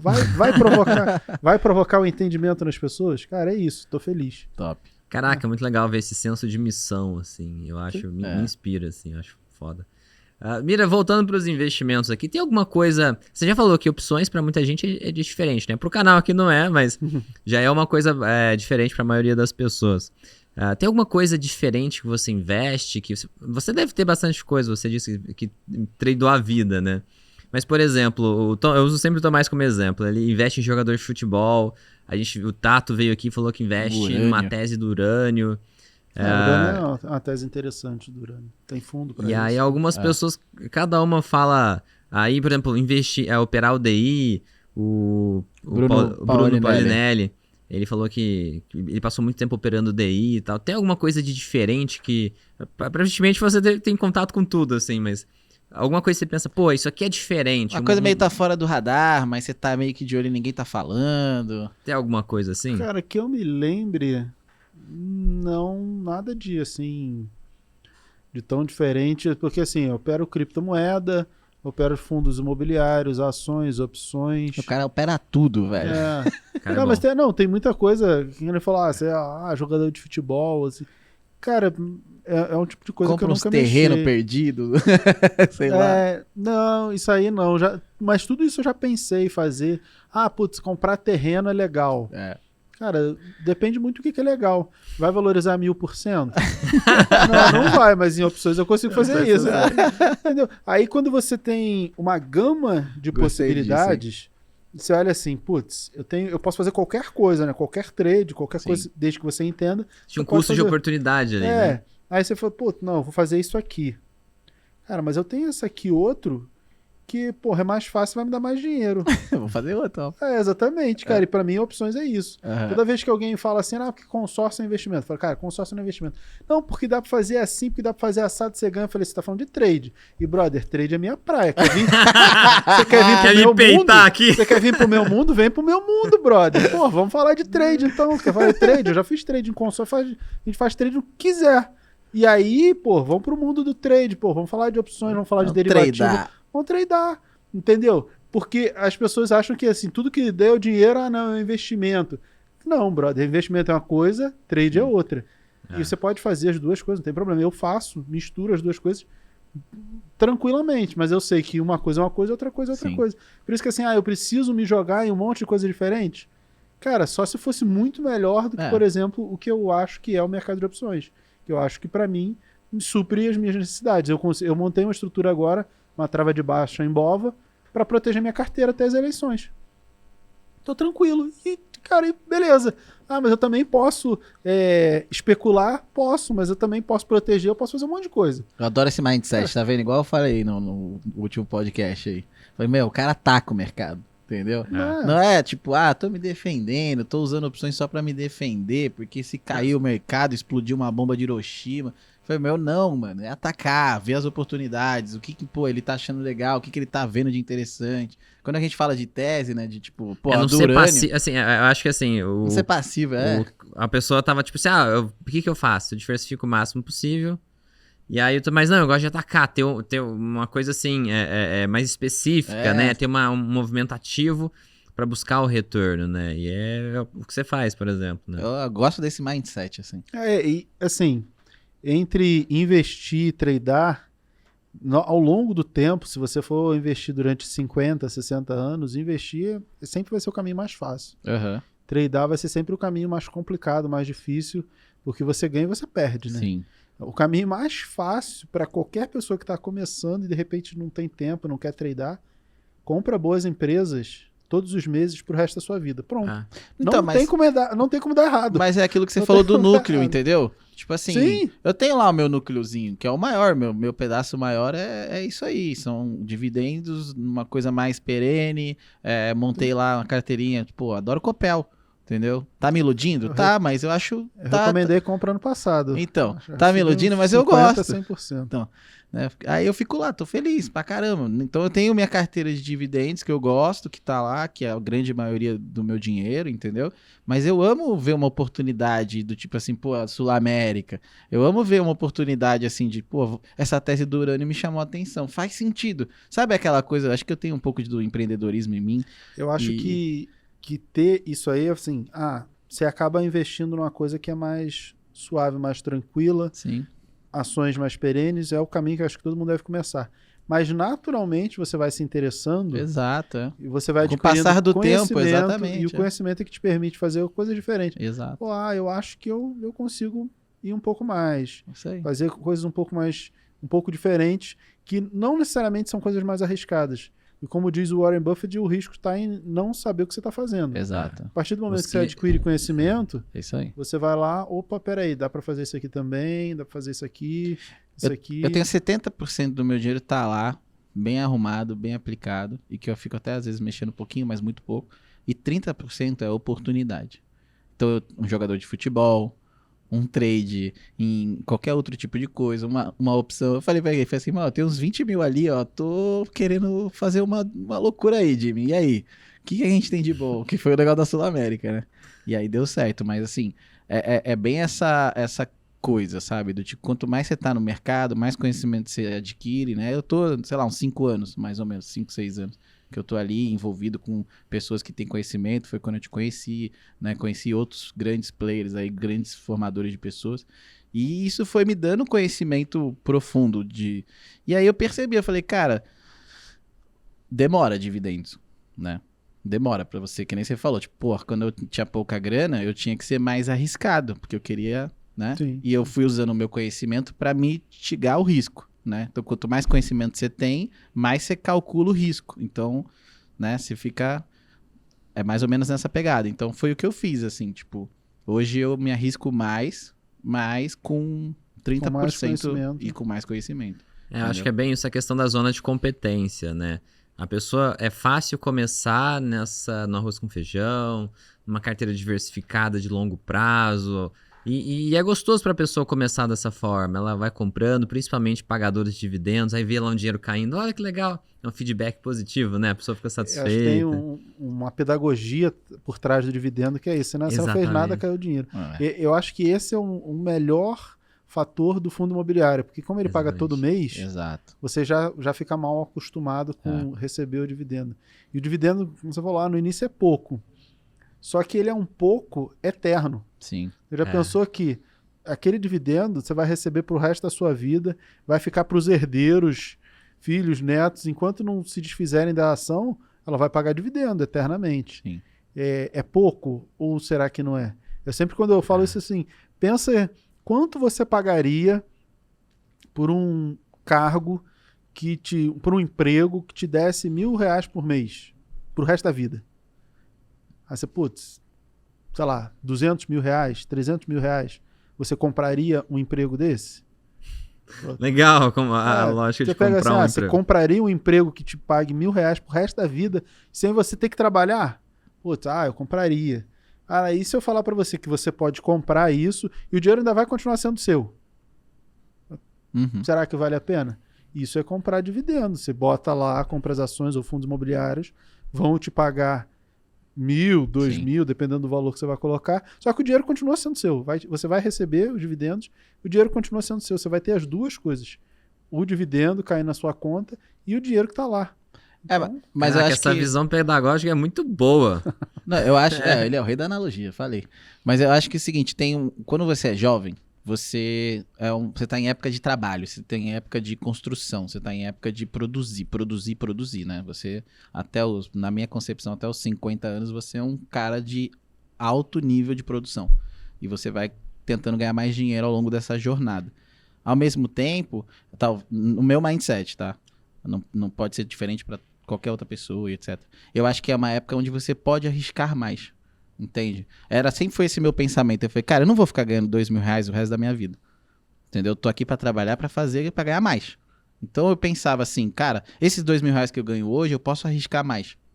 Porque eu imagino que eu vou ganhar 20 mil daqui 5 anos, eu tô começando a ganhar R$20.000 por mês, por exemplo. Entendeu? Sempre foi esse meu mindset. Então, eu sempre me arrisquei um pouco mais. Perdi, ganhava, até por falta de conhecimento também. Mas era um mindset onde eu sempre me arrisquei mais, entendeu? Sempre, até hoje, eu tenho 37, entendeu? Se parar pra pensar, eu comecei a trabalhar com 17, são 20 anos ali que eu ainda tô com esse mindset de me arriscar mais. E quanto mais eu fui entrando no mercado, que foi os últimos 5 anos, 6 anos, foi quando eu comecei a errar menos e acertar mais. Mas sempre 30%, às vezes era até mais. 40% do meu dinheiro eu arriscava mais, entendeu? Eu investia em coisas um pouco mais... o conhecimento te permitiu tomar mais risco, né? Tomar mais risco. Né? A gente estava falando da minha carteira, tem uma parte da minha carteira que são fundos imobiliários, porque assim, eu não preciso ter uma quantidade gigante de fundos imobiliários.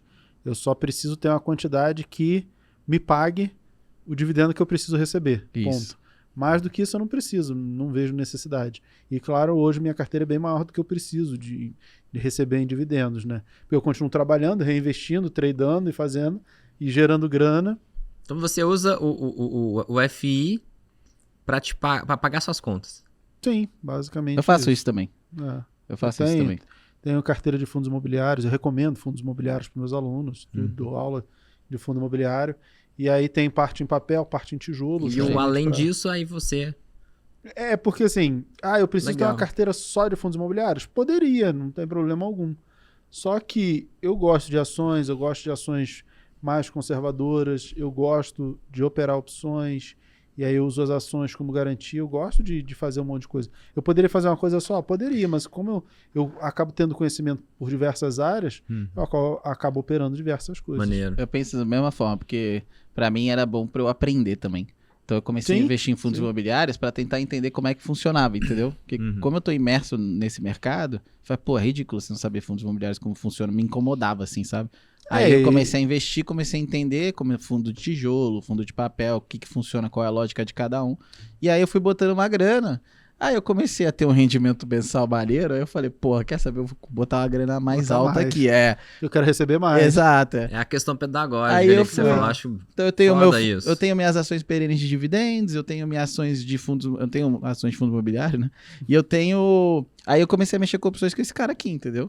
Então assim, fui aprendendo. A minha filha mais velha, Beatriz, tem 10 anos, ela tem ações, fundos imobiliários, tem conta no nome dela, corretora, banco, que legal. tudo, tem cartão. E a mesada dela, quem paga são os fundos imobiliários. Uhum. Ela tem lá uma Que quantidade de maneiro. fundo imobiliário Legal que paga isso. todo mês a mesada dela, sabe? Eu falei, ó, tem que torcer aí para eles pagarem mais que você ganha mais de mesada, cara. Então, Que legal. Certíssimo. É uma ótima educação. A É, pessoa cresce já tendo a mentalidade que a vida é isso aqui, eu tenho que investir, tenho que acumular mais pra ganhar mais. Ele já sai eu com a ainda mentalidade da corrida do rato, né? eu ainda faço com vender ela tempo. assim, se você pegar a sua mesada e resolver investir, eu dobro. Você vai ganhar X, eu boto mesmo Já dá um X. Se você incentivo. quiser gastar, beleza. Se você quiser investir, eu Eu boto a dobro mesma no coisa investimento. para poder crescer. Que A gente legal. faz esse acordo. E é importante entender esses valores, o dinheiro. E é legal que ela tem o cartão dela, no nome dela. Pô, legal. E, tipo, quando ela vai na escola e vai comprar lanche, pô, os amiguinhos dela ficam, caraca, você tem o seu cartão. Tem um ou outro que traz o cartão da mãe, não, ela tem o cartão dela. Tipo, ela paga, ela legal compra. pra caralho. Fica Ela é todo mundo independente, assim, ela tem nossa. o orçamento Acho muito dela. importante Que isso. legal. Muitos jovens americanos saem, brasileiro também, obviamente. É que eu vi uma matéria lá, né? Que os jovens se endividam no cartão pra caraca, assim, porque não teve educação financeira nenhuma. Sim. E o cara vai dando crédito, o cara vai gastando, filho. No Brasil a gente nunca teve educação financeira alguma, assim. Eu vejo na geração dos meus pais mesmo, que se formaram sem internet, né? É muito escasso a educação financeira. O cara é Eles não refém têm do banco, base né? de- Ele é refém do gerente do banco, na real. E o gerente do banco também não sabe nada, né? Assim, Polêmica, ó o corte. não, cara, a classe bancária é uma classe muito endividada. Infelizmente, É muito mesmo? endividada. Caraca. É muito endividada. Não é uma classe dominante de educação financeira, pelo contrário. Não, a maior parte. Eu lembro que no Banco Que do Brasil o loucura, pessoal sério? pensa assim, eu vou pegar um empréstimo Aham. e aí eu vou pagar com a participação nos lucros, na PLR que vem de 6 em 6 meses. E aí o cara paga e vem a PLR, ele paga os próximos 6 meses. E aí, quando vem a outra PLR e paga outros 6 meses. É a mesma abre mentalidade do funcionário Não público, sabia, não. assim, que É. tem muito funcionário público que vive de consignado em consignado. E o funcionário do banco do Brasil, do bancário em geral, é mais ou menos assim. Ele Sim. não tem essa educação financeira. Eu acho que quem tem mudado a educação financeira no país é a internet. Sim, Não tem. sem sombra de dúvidas. Que louco, hein? Não Não, tem não outro tinha poder. essa noção do bancário. Eu Não. achava que os caras eram mó bom, mano. Não, Nada, não, eles lembro- nem pra eles. É, Eu então, lembro- pra eles eu tô Eu falando. trabalhava numa das maiores agências do país, do Banco do Brasil, era em crédito consignado, por exemplo, como o Jimmy estava falando, a agência que eu trabalhava era a maior do Brasil inteiro, que é Caraca. dentro da Universidade Federal do Rio de Janeiro, a FRJ. Uma agência enorme. Cara, eu via de tudo. E, por exemplo, para renda variável, cara, eu era referência. Tipo assim, desde quando eu entrei no banco eu já era referência, porque eu entendia de coisas que ninguém entendia. Porque você é obrigado a entender os produtos do banco. CDB, Ninguém sabia de opções dentro do Banco do Brasil. Nas jura? agências que eu Não, trabalhei. Você não consegue nem operar, né? Exatamente. Primeiro que é bloqueado. Se o cliente vai operar no home broker, cara, em home broker de banco, você quer operar derivativos, Você não consegue. cara, você desiste. Entendi. Entendeu? Mesmo assim, o cliente ele quer fazer, ele conhece, cara, não, você tem que procurar uma corretora que Você faça. perde o Corretora cliente. de banco não serve para isso. Não serve. Eu opero na corretora do Itaú hoje, mas isso é só para, tipo assim, bota um fundo imobiliário, aí o dinheiro cai, paga meu cartão de crédito, uma coisa vai na outra, mas não tem, assim, muitas operações. Corretora de banco, ela é Você não muito... tem flexibilidade, assim. Né? ela é, assim, é muito fraca, é muito ruim. Fraco. Surpreendente, hein? não sabia? Não, eu não sabia que era uma classe endividada. Sim. Nada, É quase uma coisa. Eu lembro que eu monitorava, assim, eu não sei se eu posso falar isso, não sei se é crime, mas eu monitorava o pessoal, assim, eu ficava vendo, essa pessoa tem tal cargo e tal, como é que tá a vida dessa pessoa? Será que um dia eu vou crescer, se é assim, se é assado? E eu vi que, tipo assim, de, sei lá, de uma lista de tantos funcionários, sei lá, 50 funcionários, positivo ali, a gente ia ter uns 5. Se a gente fosse liquidar a dívida, tipo, sei lá, o patrimônio líquido positivo ia dar uns 5. Desses 5, sei lá, 2 tinha um dinheiro razoável. O resto era, tipo, quase nada. Sei lá, era meio que bizarro, assim. Meio 0 a 0. Boa parte da galera era meio que 0 a 0, outra parte era muito endividada. Eu lembro que tinha um funcionário, que ele era antigo no banco, e aí ele ria, mostrava pra gente, ele tinha um saldo devedor de mais de 1 milhão. Ele achava engraçado. Ele tinha um saldo devedor. E aí ele mostrava que ele era das antigas, né? Então ele pegou empréstimo em todo o mercado. Ele mostrava o SCR dele. SCR. Que aí Consulta ao Banco Central. O SCR dele ultrapassava 1 milhão, aí ele dava gargalhada e tal. Não, a pessoa, o Brasil... Ele nunca vai pagar, assim. O Brasil tem essa cultura, infelizmente tem essa cultura que o devedor é bacana. Caraca. Inclusive, a legislação, ela tá premiando o devedor, né? Porque você fica devendo, aí você vai pro SPC. Uhum. Depois de 5 anos, o que acontece? Você não paga, teu nome sai do SPC, pelo Código de Defesa do Consumidor. Então, cara, quem é premiado é o caloteiro, não é o cara que paga bem. Eu vi uma notícia eu vi uma entrevista da Natália Arcuri, e que ela foi com Rafinha Bastos, eu acho. E aí ela fala isso, ela fala, a gente vive numa cultura, o Brasil, que o premiado é o devedor. Sim. E a pessoa que paga direitinho é o cara que só se fode. Porque ele vai pagar um juros gigante. Ele paga por quem deve, né? Ele paga um juros enorme, porque ele paga os juros da galera que não paga. Exatamente. E o cara que não paga, vai passar uma época, o cara vai dar um desconto de sei lá quantos %, que vira uma coisa ridícula. Mas pro pessoal que tá assistindo, não façam isso, tá? É uma merda. E todos os bancos sabem que você ficou sem pagar, fica registrado. Sim. A gente sabe, por exemplo, a pessoa chega pra financiar uma casa, a gente não libera. Tipo, tá lá, você não sai, o negócio não sai. Porque mesmo que faz 10 anos, 15 anos... Todo mundo sabe que você ficou devendo. Só saiu do SPC e do Serasa. Mas o registro interno do banco tem essa informação. Então, assim... E é uma bosta, sei lá. Não, mas realmente é assim. É triste, porque a maioria das pessoas fazem isso por falta de educação financeira. Mas a vida da pessoa é difícil. Ela às vezes quer ter acesso a algumas coisas, não tem. Ela quer ter um cartão de crédito melhor, mas ela ficou devendo algo 10 anos atrás. E aí os bancos têm esse histórico, eles não liberam e tal. É chato, não é legal. Infelizmente, o Brasil ele tem uma série de incentivos errados para uma série de classes de pessoas, mas ser o errado é ruim. Você fazer o certo crescer e ganhar o seu por mérito seu, ficar rico por mérito próprio, é muito melhor, assim, não tem sem sombra de dúvidas. No longo prazo, né, é o que dá melhor, né? É o que dá melhor. E é uma coisa que você deixa pra sua família, que você fica bem e tal. O que eu ia perguntar aqui? Eu tava com a gente tá esquecendo de falar que hoje tem um sorteio, como sempre. Pessoal, hoje a gente vai ter um sorteio. Hoje vai ser novamente o livro do Lauro de Araújo Silva Neto. O livro dele é muito bom, inclusive, como eu falei no último episódio, ele explica aqui uma parte bem interessante das opções exóticas, que são as opções flexíveis que têm características diferentes e não estão lá na listinha das opções normais. Hoje, por exemplo, quando você fecha um COI na corretora, ou se você quiser, por exemplo, você quer fazer uma operação com BDR. Poxa, aprendi opções, quero fazer a estrutura tal. Só que eu quero fazer com... Eu usei esse exemplo no podcast passado. O Aura 33, uma empresa que está indo super bem, e um BDR. Não tem opções. Mas você pode ligar na mesa, caso você queira, e tentar montar alguma coisa através de opções flexíveis, tá? E aqui no livro do Lauro de Araújo, que a gente vai sortear aqui no finalzinho, o Mira vai falar uma hashtag aqui para você colocar lá na foto do Instagram. Ele explica tudo isso, desde o básico das opções normais, das estruturas normais, como é que funciona, os modelos aqui de precificação e inclusive essas opções flexíveis, como funciona, por exemplo, a opção do Copom, né, que tem... Ela é meio uma opção binária ali, é tudo ou nada ali, você aposta num juros e tal, existe isso, tá? Então, se você quiser entender esse tipo de conhecimento um pouco mais profundo, a gente vai sortear, você vai concorrer a esse livro, tá? E o livro do Lauro de Araújo, ele fala exatamente sobre isso.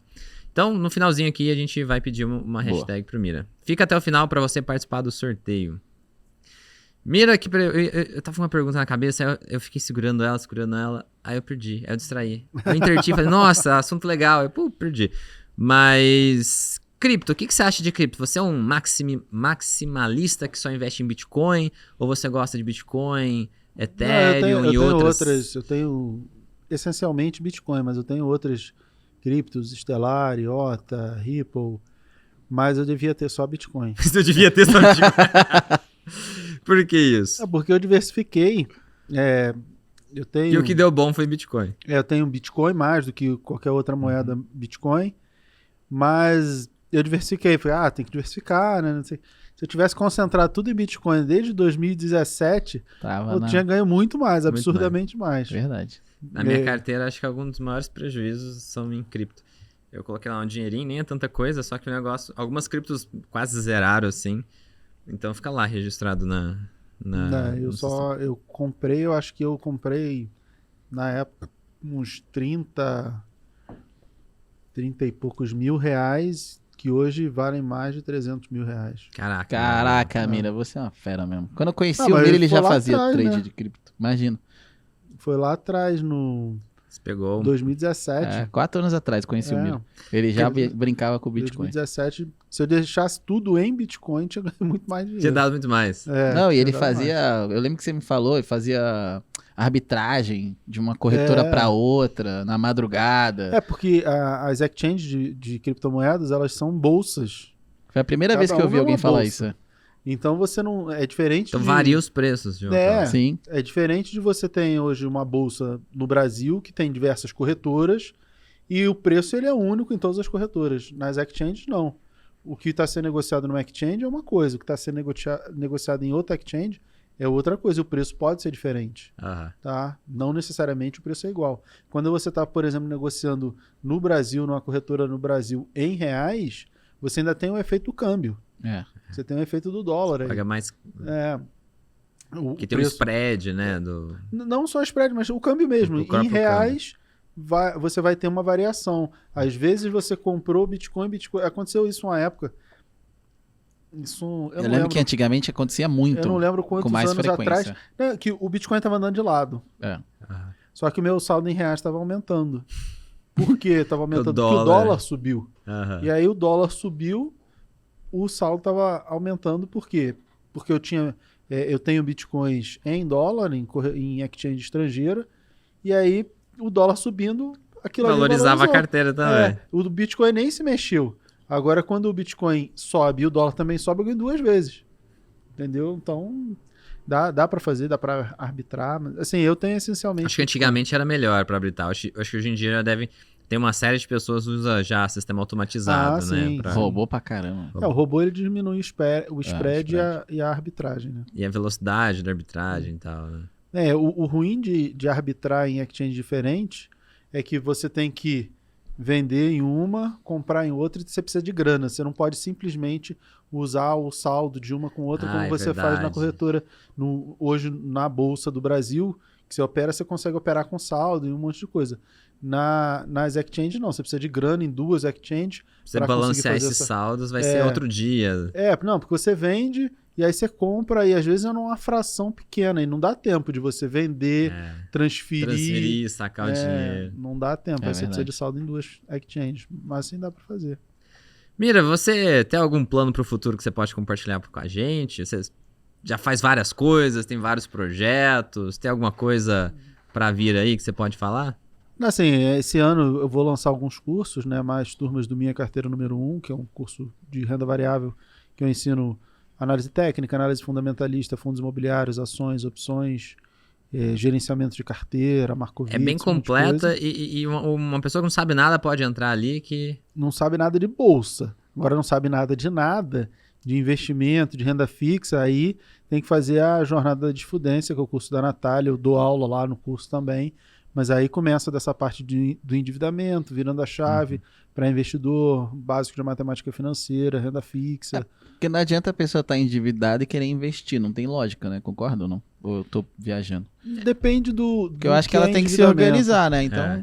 depende do que é o endividamento, porque quando eu falo isso, você tem que primeiro quitar as dívidas. Tem endividamento ruim e outros que não necessariamente. Aí o pessoal, não, mas eu tenho uma casa, então eu tenho que quitar a casa antes. Não, não, Tem coisas e coisas. Tipo assim, você tá devendo Deus e o mundo, nome sujo na praça. Devendo cartão Você de crédito. você não vai nem Pagando conseguir... 10% ao mês de juros. Exato. Em corretor, dependendo da corretora, você não vai nem conseguir abrir conta. Entendeu? Então, tem coisas que você tem que dar uma organizada antes de começar a investir, sim. Organiza com a Natália e investe com Mira. Não, o curso da Natália também ensina investimentos. É mais focado em renda fixa? É um pouco mais focado em renda fixa, mas eu falo de renda variável no curso da Natália, falo até um pouco de opções. Tem carteira recomendada de ações e fundos imobiliários que eu faço no curso dela, como eu sou CNPI, eu posso recomendar. Uhum. E aí eu faço isso lá no curso da Nath. Vai ter turma agora em abril do curso dela, vai ter turma de um curso meu só de fundos imobiliários, que é uma coisa que eu gosto muito e as pessoas gostam também. Uhum. Então vai ter um cursinho, vou fazer um cursinho só de fundos imobiliários. Eu adoro fundo imobiliário. Vai ter turma do Minha Carteira número 1 e no segundo semestre deve ter mais turma de fundo imobiliário e do Minha Carteira número 1. Mas assim, meu plano, meu projeto é, cara, continuar dando aula, que eu gosto de fazer. Não vem um livrozinho do Mira? Vem um livro. Vem um livro, legal. assim, ainda é um projeto embrionário, mas a gente já está começando a desenhar, porque Boa. as pessoas me pedem muito isso, contar a minha história, e aí a minha ideia é fazer um livro contando a minha história como pano de fundo para os investimentos. Pro ensinamento dos investimentos. Como eu comecei nos investimentos, porque, legal. cara, se eu sair do zero e eu conseguir conquistar alguma coisa, qualquer um consegue. Total. Porque eu saí do zero, tipo, não, você precisa ser rico, cara, não, zero. Eu usava roupa dada pelos outros. Eu não tinha meus pais não tinham dinheiro nem pra comprar roupa, cara. Então, tipo, era bem hard mesmo, Foda. era bem complicado.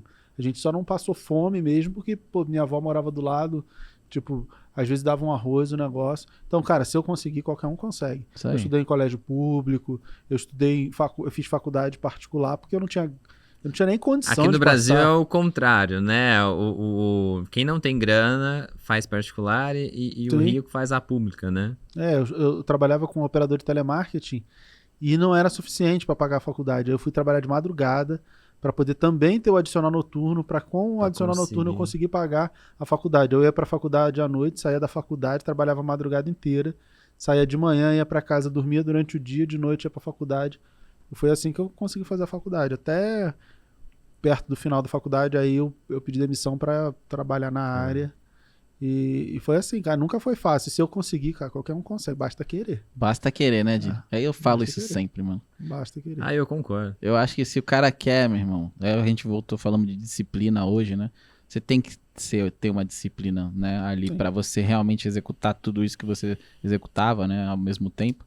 Tem que ter o esforço, tem que querer muito. E, cara, a oportunidade tá pra todo mundo. Você tem que querer e você tem que fazer. Você tem que estudar, você tem que se virar, mano. Tem que trabalhar. O Mira é o exemplo do cara que fez o caminho mais difícil, né? É o caminho mais difícil. Porque, assim, se você tem uma família que te dá o suporte, que te financia, que te leva, né, faz o caminho ser mais fácil, né? Porra, cara, você tem que ser muito mais foda. Tem que ser. É o que eu falo de meritocracia, né? Eu acho que a meritocracia ela existe quando você tem condições iguais para pessoas que tiveram as mesmas oportunidades. Eu acho que a meritocracia é um desejo de que exista alguma coisa assim, que a pessoa consiga conquistar coisas só pelo mérito, né? Mas na prática, a vida é muito diferente, né? Acho que dentro de uma empresa onde as pessoas estão em cargos iguais, pode existir algum sistema meritocrático.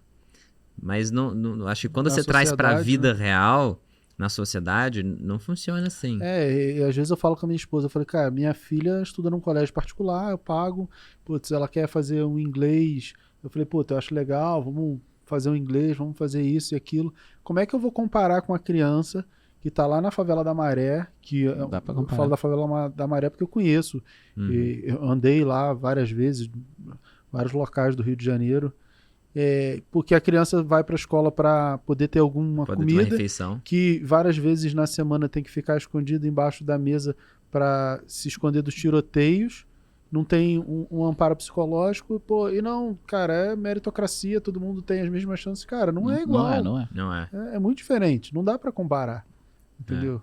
E eu acho que as pessoas até que vivem e vê essas diferenças, acho que até uma das coisas que gera contraste na sociedade, mas as pessoas que percebem ficam meio sentidas, né? Eu lembro na faculdade, sei lá, minha faculdade eu paguei com FIES. eu tentei pagar, comecei a trabalhar e tal, tava tentando gerir as coisas, eu tinha comprado até uns bitcoins na época, vendi pra pagar a conta, porque eu não conseguia pagar e tal. Minha faculdade começou a virar, fiquei devendo a faculdade, consegui fechar o FIES lá, consegui 100% de FIES. E aí eu fazia parte de um grupo de alunos, a gente ficava mais pro fundo da sala e tal, e aí era engraçado, porque tipo assim, a gente via as outras pessoas, era uma faculdade que a gente pagava, e aí a gente tipo, olhava o pessoal e chamava de playboy safado. Então, tipo assim, é engraçado que as pessoas, elas percebem essas diferenças, né? Da gente chegar, tá tudo fodido, peguei ônibus, caralho, 4, andei, cheguei lá, e aí o moleque tá falando, meu pai vai me dar um carro. Na época, eu lembro, tipo, dessas cenas, cheguei assim e tal, e a galera, assim, elas se separam meio que nessas classes sociais, nessas diferenças sociais, elas se dividem mesmo.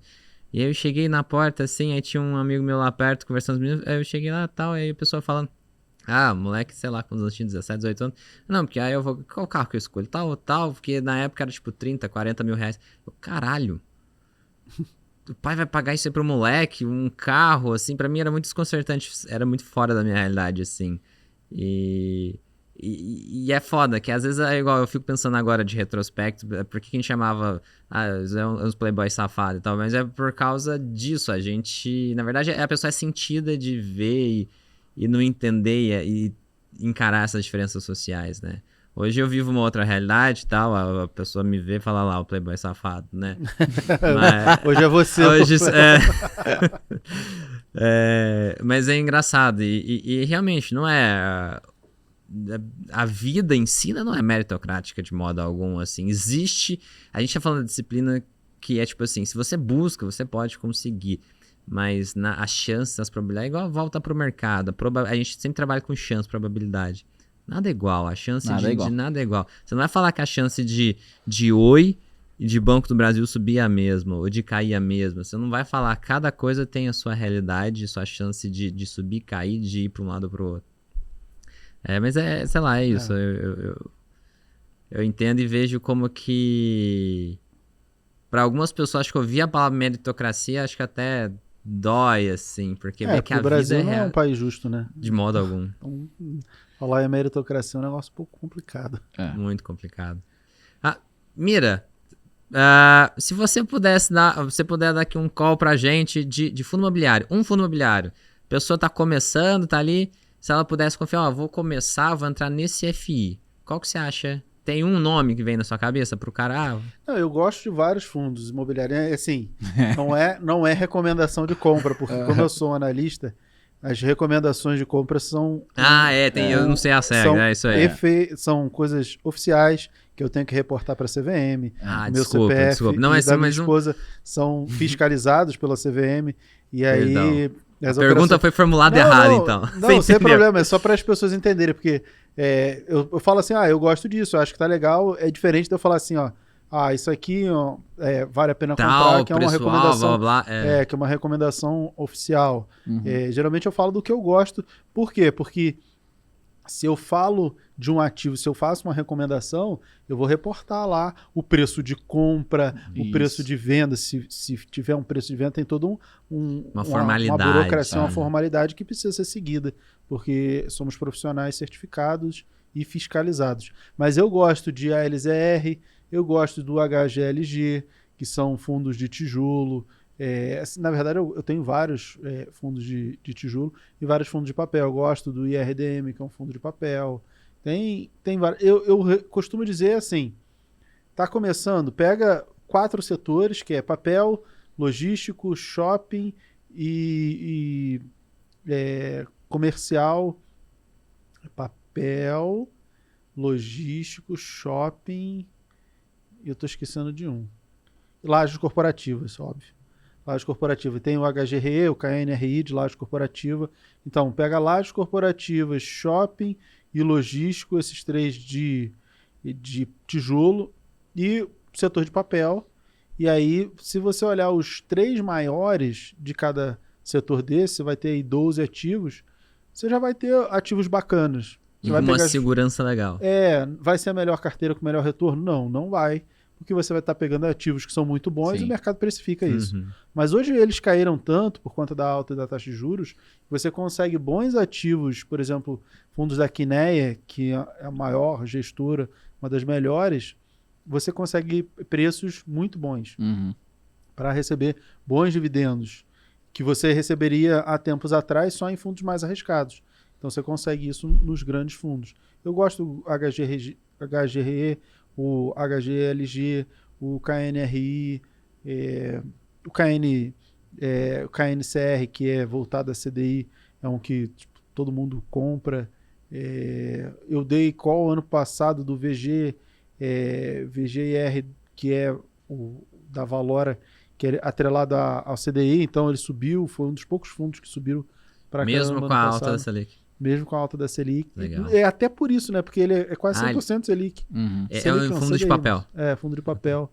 O KN, você tem basicamente 3 fundos muito voltados a CDI, que é o VGIR, o KNCR e acho que é o SAD11, que é do Santander, que também são fundos mais voltados a CDI. Com a alta da Selic, puxa o CDI, puxa o retorno desses fundos. Mas acho que assim, os 3 maiores de cada setor, dá para dar uma olhada, uma estudada, acho que vale a pena, são fundos legais. Assim, vai ser a melhor carteira matadora. Não vai. Mas vai ter. E o mais importante, quando a gente fala de fundos imobiliários, o foco do fundo imobiliário é a renda e não o crescimento. Para crescer, você tem que reinvestir os dividendos e o ideal é que você aumente os aportes ano a ano. Eu aporto R$1.000. No ano seguinte, você aporta 1.100, 1.200. Você vai aumentando o seu poder de aporte e reinvestir os dividendos para você ter efeito juros sobre juros, para que esse volume cresça. Uma carteira para 10 anos, 2 ações, só 2 ações. Ou 2 é pouco. Segundo o Marco Witz, a gente tem que ter de 8 a 15 ativos para ter o efeito da diversificação. Porque quando a gente tem poucos ativos, a gente vai para roleta, tudo ou nada, né? Mas assim, pensando em ações... É só psicologia, ninguém vai investir em 2 ações mesmo. Mas não sei, tem um monte de gente que me pede, uma ação. Eu já contei aqui, acho que 2 vezes. No começo dos meus vídeos comentaram, vendi minha casa e comprei tudo em Oi. Oi é um exemplo que eu digo assim, não compra. Não compra. Empresa em recuperação judicial. O Mira fala isso há muitos anos, de Oi. Assim, a Oi é ruim. Por que você compra uma ação? Porque você quer ser sócio da empresa e receber dividendos. Não, mas eu compro que vai valorizar. Então você não está investindo, você está fazendo trade. E aí você pode fazer trade em Oi, beleza. Você sentiu que ela bateu no suporte, fez um pivô de alta, média, sei lá, tem alguma técnica, alguma teoria, beleza. Mas não é investimento, ponto. Não é, longe disso. Investimento é alguma coisa que vai te gerar dividendos, tem uma lógica. A Oi não tem essa lógica, porque ela está em recuperação judicial, né?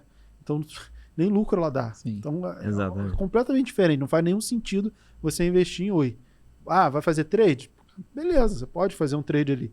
É a mesma coisa, não, vou fazer um trade. Cara, eu prefiro operar opções, eu tenho muito mais chance de ganhar dinheiro, muito mais dinheiro, consigo me defender se der errado. Cara, por isso que pra mim não faz nenhum sentido. Por isso que o conhecimento é importante, né? Porque assim, o cara fala do trade de Oi porque parece ser simples, né? Ela tá valendo R$1. Exato. Custa 80 centavos. Não, a opção custa 80 centavos. Sim, mas nem sabe que é opção, né? Tipo, nem sabe como funciona, não sabe a nem Oi como... pra sair de 80 centavos pra ir pra 1,60 e dobrar o valor é muito mais difícil do que uma opção sair de 80 centavos para Mas o preço da ação engana exatamente essa percepção. Todo mundo acha que tá barato, né?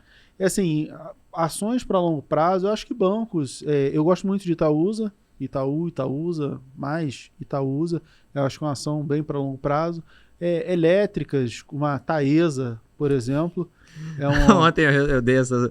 Eu perguntei pro convidado e eu Tomás, qual que eu escolheria? Eu escolhi Itaúsa e Taesa.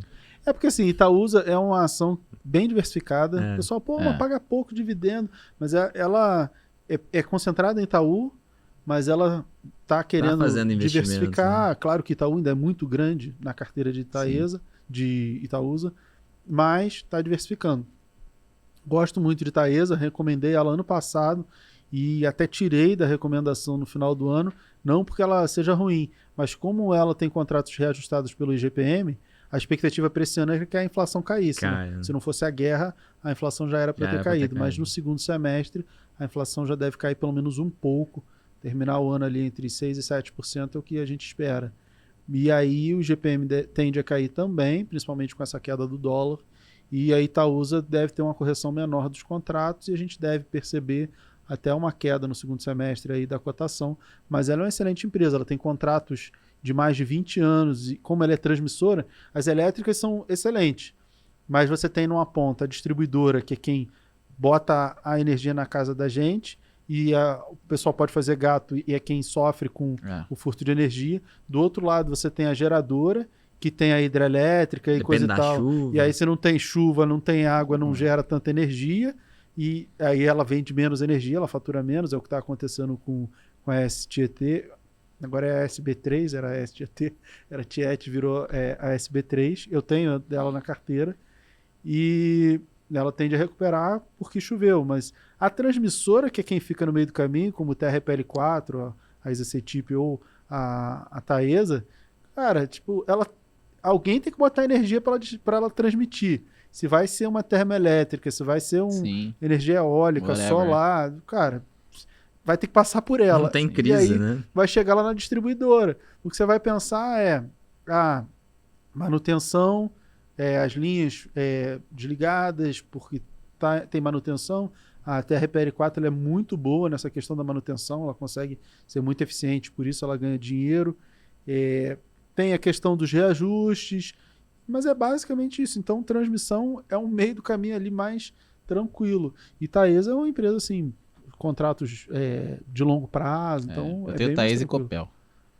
Eu gosto bastante. Eu tirei Taesa e botei Copel na carteira no passado, na carteira de R$50 que eu faço na Me Poupe, no YouTube da Me Poupe.